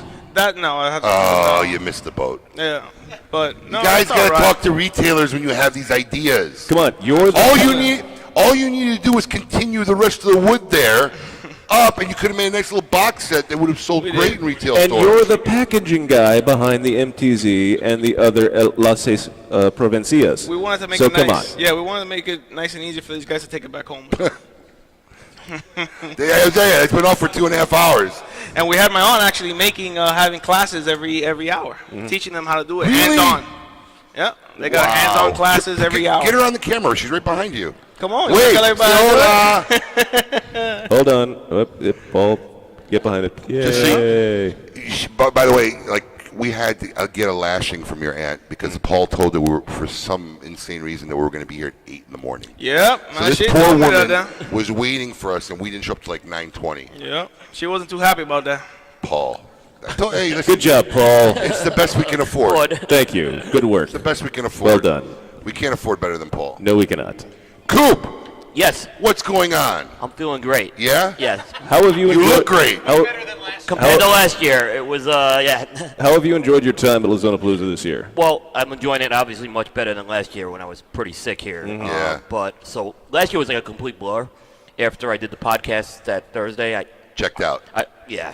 but this year, much more enjoyable this year for sure for me. Any one news item worthy of talking about? Well, I don't think we had a chance to talk about what's going on with Nat Sherman. Ooh. You want yeah. to talk about Nat Sherman or the fake China purchase of Well, Altria? Yeah. Well, I be honest with you, I think Patrick. Did he probably talk about it? I think those guys could talk better about it because they had the You believe story. that? You believe China's buying it? I'll bet you a signed bill.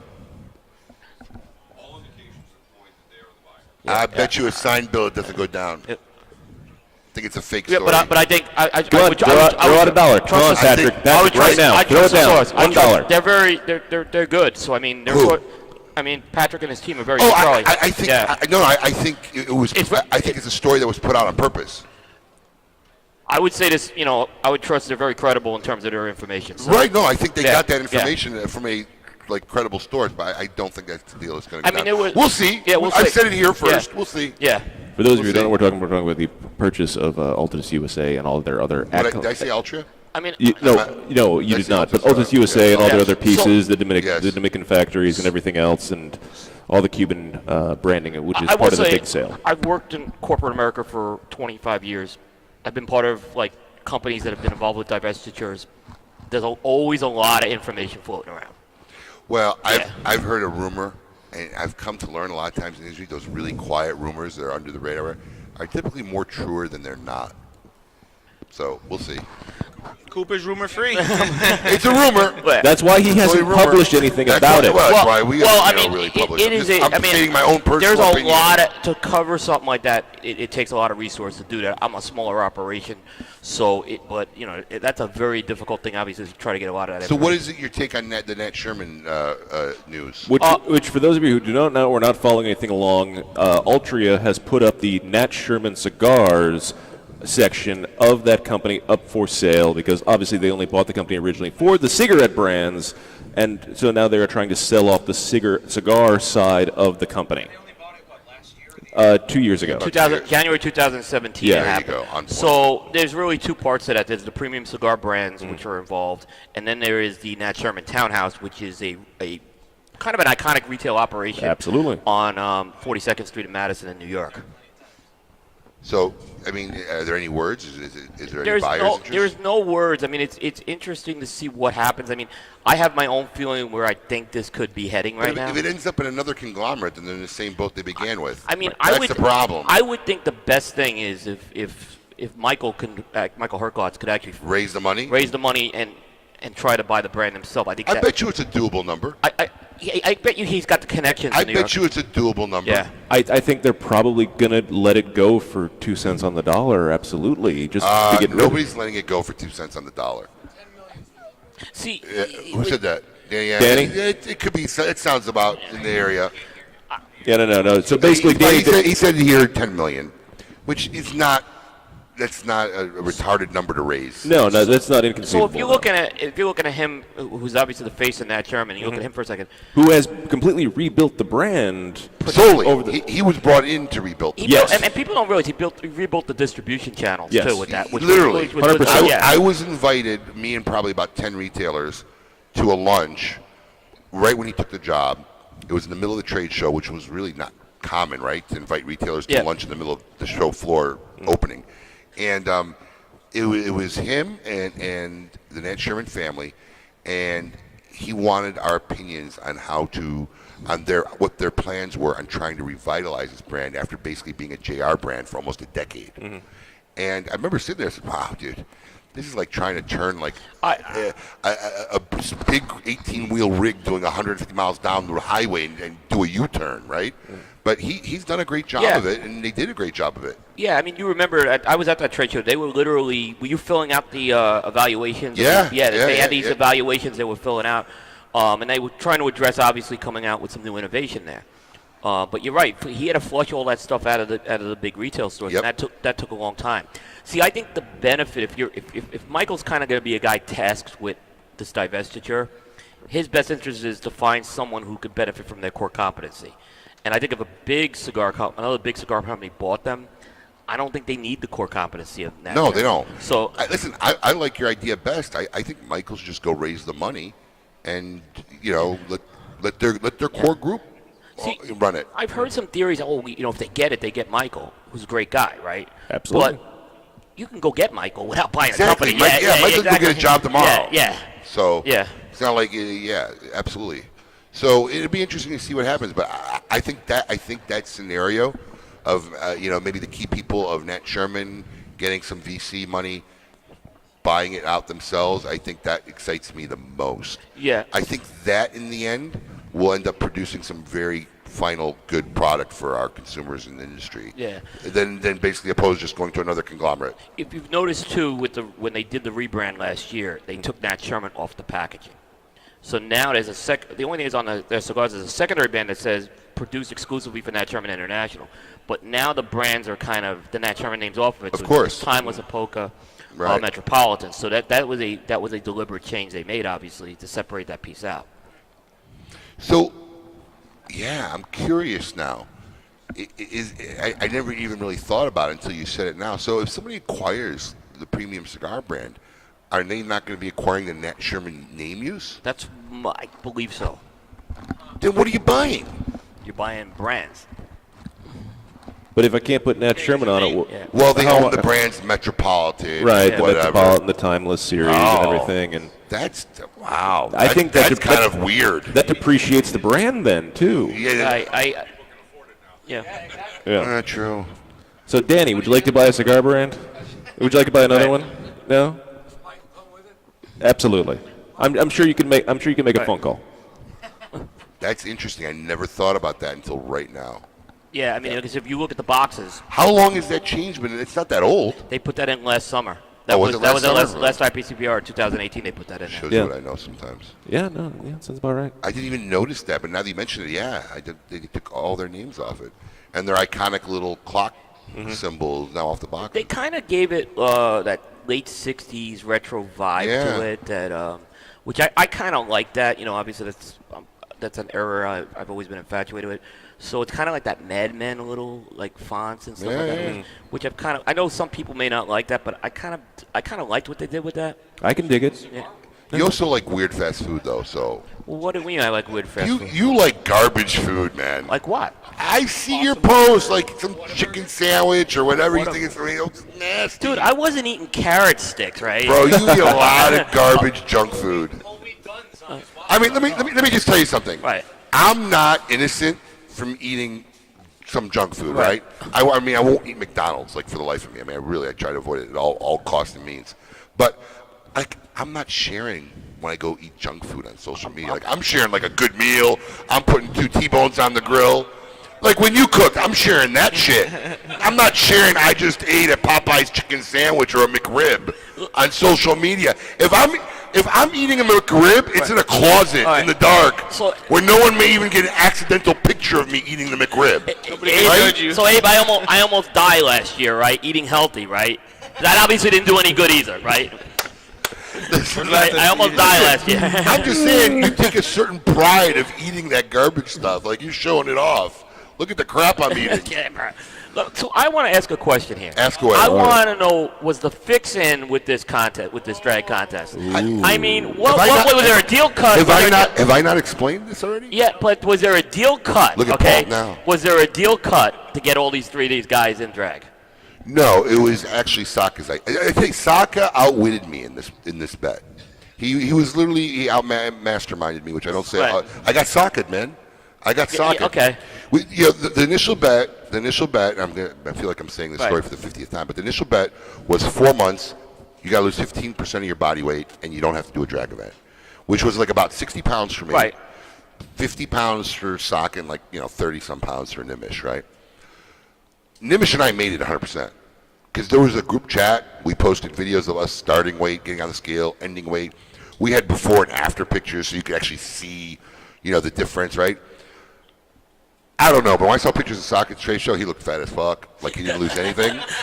A little bit. And then when the deadline was, and he says, "Oh yeah, I reached my goal," he put a picture of an app with a chart showing, goal reached. That was like the depth of his proof, right? So I don't know whether it was in response to him sensing me maybe going to out him on this and say, "No, dude, I need to see a video of you getting on a scale, weighing it," right? He came up with an idea. Look, everybody seems to like this on social media. Let's just run this for another 4 months, right? And what we'll do is we'll make it like a reveal where one of us is definitely going to lose. Right. But you know what? We'll all go out and drag. We'll make an event out of it at Abe Shop. I'm like, well, okay. I mean, I really don't care. It sounds like fun and whatnot. And, he outwitted me because the next 4 months, first off, I ended that competition making my goal a week early because I knew I was going to Chicago and I was going to eat. Right. And I never got back on the horse after that. I tried. It was worse. I put on about 20 pounds. Nimish put on about 20 pounds. Saka claims he's lost 5. But, you got... Dude, it was the whatever shit he had. It was the muumuu definitely hit a lot. Yeah. The muumuu he was wearing definitely hit a lot. Round 1, you guys made a real effort. I mean, I'm seeing Saka eat celery sticks. Yeah, because life and work and family wore me out. But I was getting suspect when I saw nobody making an effort to try to eat healthy. I made a couple posts. It'd be like a post for 3 days, and then I'd disappear for a month. And then I'm going to get back on the horse. I'll make a post for 3 days, and then I disappear. I just couldn't get back on the horse. The only thing, listen, last night was a lot of fun. It really, really was. The crowd liked it. The shop liked it. My wife enjoyed dressing us up more than I'd like to admit. So literally, your wife. She loved it. She was dressed all three of you guys up. Oh, yeah. We all met at my house at 2:00. Yeah. And she still came looking gorgeous last night to herself. when she finished us, she had 10 minutes to get ready. I never saw Paul more that's excited. That's a record for He's weirdo, dude. I saw him last night. I couldn't believe it. This is why I won't invite him to my house. He's a we're weirdo. We're watching the coverage, Paul's coverage from here. He's just a weirdo. So. I had one night without the baby and the wife, and I had 2 drinks. But I missed the boat. I said I'd never do this again, but I really feel like I screwed up, and I missed the boat.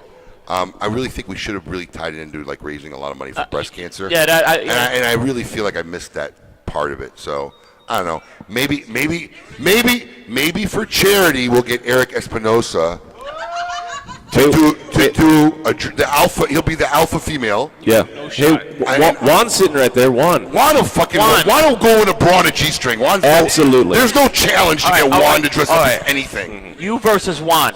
You versus Listen to me, Juan. man. For breast cancer. For breast cancer. We're gonna raise money for breast cancer, me and you. You could do that. You could do the alpha female, and I'll be honest, Abelina, and we'll do an event. And we'll raise a shitload of money for breast cancer. How do you say no to breast cancer? Ooh, see? Save the tatas. See? Save the tatas. What? There you go. Thank you. You tell him, girl. You tell him. Yes. Dude, let me tell you something. I don't know who I was talking to. I think I was talking to Susan from Altus. I said, look, dude, it's only good when men like me and you get dressed in drag. Like if Mike Herklotz was getting dressed in drag, he's already a good-looking female now, right? It's no big deal when Michael Herklotz gets dressed in drag. I really no one hope gives a Michael shit. hears this episode. Well, listen, Michael can be a good-looking girl now, not even dressed in drag. That dude's got like facial structure and whatnot, right? It's only fun when guys like me, you, Saka, that we get dressed in drag. Otherwise, there's no point to it, right? Oh yeah, Junior, you want to be? You'd part love of this? it. You'd love it. Come on, buddy. Don't you want to see your dad? Don't you want to see your dad in drag? Not. Coop, you want to be a part of this? Absolutely not. Come on, No, Coop. I am not. We'll get you some fake boobs. It'll be great. Listen, maybe I am just not won't do wearing those nails again. But maybe I'll make this an Your annual. toenails too. I know they're still colored. I haven't had time to take them off. But I was gonna come in slides this morning. Maybe put shoes on. I'm so But glad he this is put not my shoes on. challenge. Maybe I make this an annual event and see who I can convince to do a drag event.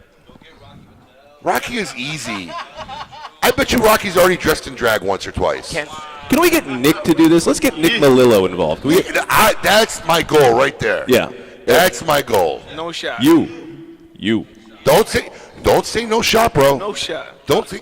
No Hector, shot. you want a part of this? Can we get Hector involved? You want a better sign, Bill? Whatever you want. Let's get Hector involved. I'll do any charity. I'll do. No. See, there's a real man. See, a real man is a real man no matter what he wears. He said the MPM, so all right. Neither do I, but if he's willing to do it, you got me. For those of you who did not hear, he You said got me. MPM is my pocket money. got me, So yeah, that's a good one. All right, let's wind this down, man. All This right. is the longest KMA show. Pretty much. Whoa. Are you going to get dressed in drag? You won't do it for Nina? You won't do it for Nina and breast cancer. Oh, Nina, you know what? You're no fun either. Here, give him one. No, we got it right here. Nina. Come on. I mean, come Come on over. All right. Where are you going? Where are you going? Dude, did you see my post? You know what I've been called? I only got 3 letters and they can't say it right. Ab. So, Mina, right? Yes. Mina. Hi. Hi, how you doing, Mina? Hello. Welcome to KMA Talk Tell us a Radio. little bit about yourself. Well, I own Mina's Cigar Lounge in Baltimore, Maryland. Baltimore. Love Baltimore. You know, I frequently go to Baltimore. I was actually supposed to be there next weekend because Steve Bashai is a good friend of mine and a regular. And actually, he does it once a year. He does Man's Night, where it's all men and women. And that next weekend's that night, but we're giving away our Ford truck. I couldn't go, but I was supposed to be in your neck of the woods next weekend. Okay. To watch the Baltimore game. Okay. But so, how long have you been in retail? 2 years. And how are you finding it? Do you regret it already? No, initially that's I good. did. Okay. Because it was hard. I am the first female to open a shop in Baltimore. Good for you. Yeah. Good for you. The second in the state. Nice. Second in the state, first in Baltimore. And initially, I guess because I'm from New Jersey, so initially it was a little hard, but it's been doing really well. Listen, retail is not for everybody. No. Right. Number one mistake I see made by everybody I know, they think they're going to get into retail. No idea what being in retail involves. Why? What made you think you wanted to be in retail? Well, initially it was an investment with another cigar shop. What were you doing before this? I'm an accountant. Oh, well, there you go. That helps. That helps. Because you can't control the money, you're already That's right. in trouble. Yep. That's right. So you're an accountant. So what made you say, hey, I'm going to get a retail cigar business? It was an investment. There was a shop there before, and it closed. So my girlfriend and I asked the previous owner, what could we do to open it back up? So it was just, like I said, it was a small investment. You wanted to work with the previous owner that was there? Yes. Really? That didn't work out too well for you? No, it Okay. didn't. Lesson number one, if he ran the shop down, you really don't want him as a partner. Right. I could have told you that. Right. But it was good because that's It was how a I learning got the shop. experience. Yeah, that's Yeah. how I got the shop. So, Yeah. you Well, know. you could have opened up your own shop. You didn't need him, but it's fine. It all works out. So how long did that work before you said, yeah, this ain't working? Less than a year. Yeah, that's about what it takes. Yeah. And then you, what, kicked him out, bought him out? Well, no, I didn't buy him out. He really wasn't doing his part, so I went to the owners and I asked them, can I take over the lease? The owners of the shopping center, yes. And so they said yes. And I took the lease over. At that time, I was only smoking Tatiana's, Isla's. You were an investor. Yes. You were an and I investor. had one Davidoff. So I opened the shop the end of June and went to the IPCPR. July? I think it was the 13th of July that year. That July. And it's funny now because I was smoking cigars and I was like, oh, these are horrible, because I wasn't used to them. But it grew, and my palate changed, of course. So I've smoked every cigar in my shop. Make sure that I do that. Good for you. That way, if someone comes in and I don't have a certain cigar, I can refer them to something else. Do you market your place as Yes, owned I'm and on operated by social females? media every day. But no, but owned and operated by females? Yes. Okay. Has that had an effect on the amount of females who come into your shop or no?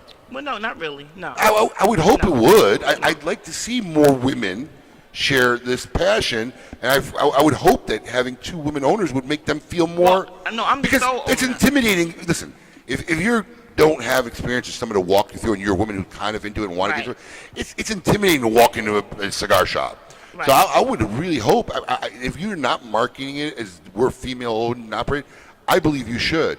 Because there's a demographic there and a comfort zone I think you could bring to women who want to get into this lifestyle a little bit more, that might be more comfortable because they know, hey, this is a fellow sister who owns this place. Right. And I think that's an avenue because I honestly believe that expanding what we do to more women is important for our long-term lifestyle, right? Because the men have been smoking it and doing it, and the segment that we haven't been addressing is the women.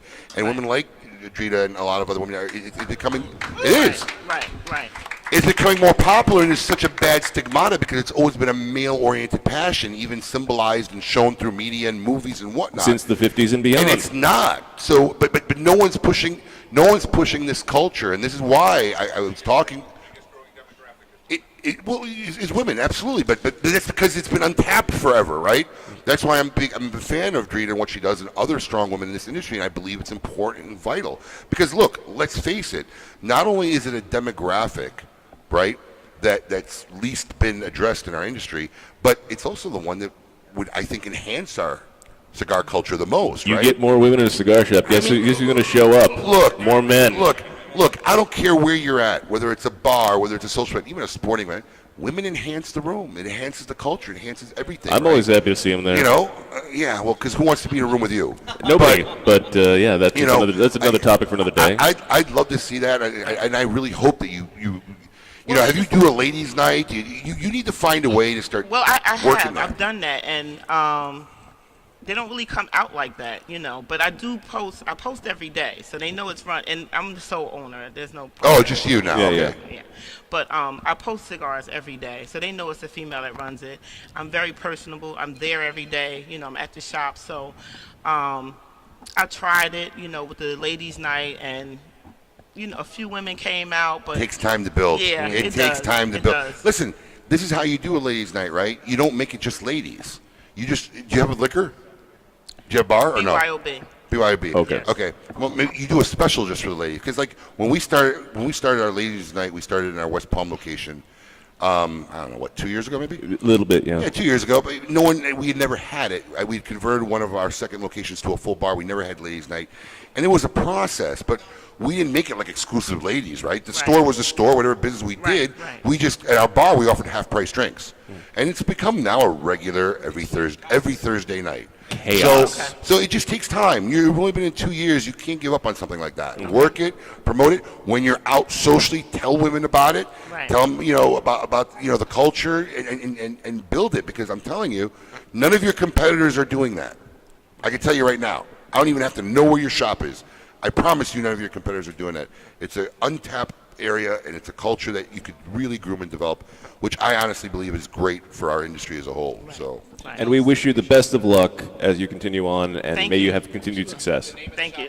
And once again, name is. Venus Cigar Lounge, Baltimore, Maryland. Yep. 6333 Bel Air Road. Come through. There you I'm go. gonna tell you what. Make sure you get Thank there. you.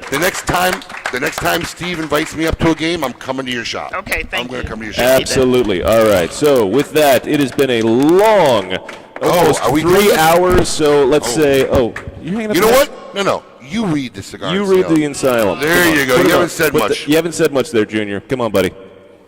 Put the headset back on. I feel like we're bothering him. Like we're I know. Like, exposing him. are we like? Are we taking you away from Yeah. something? Oh, no. Oh, you bought the crickets. You want to eat a cricket? No, I don't want to eat a cricket. It's food grade. Why would I want to eat a cricket? It's flavored. Would you eat one? Sour cream. I've eaten them before.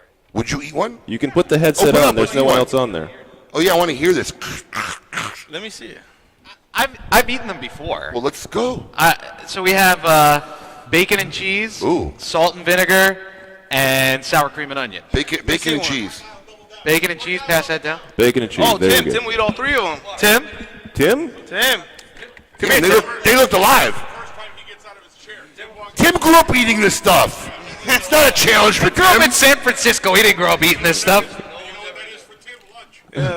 Tim, which would you like? Salt and vinegar, sour cream and onion? Yeah, I can't eat that. I can't eat that. No, these look. There's no way I can Tim eat it. Wong will do. All right, hold on. Let me get. Have Tim, a sit come down. sit down. Sit down, Tim. Yeah. Oh, let me get a good picture of this on the camera. Hold on.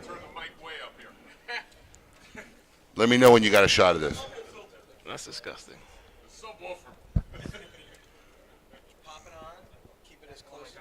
There we go. You got it or no?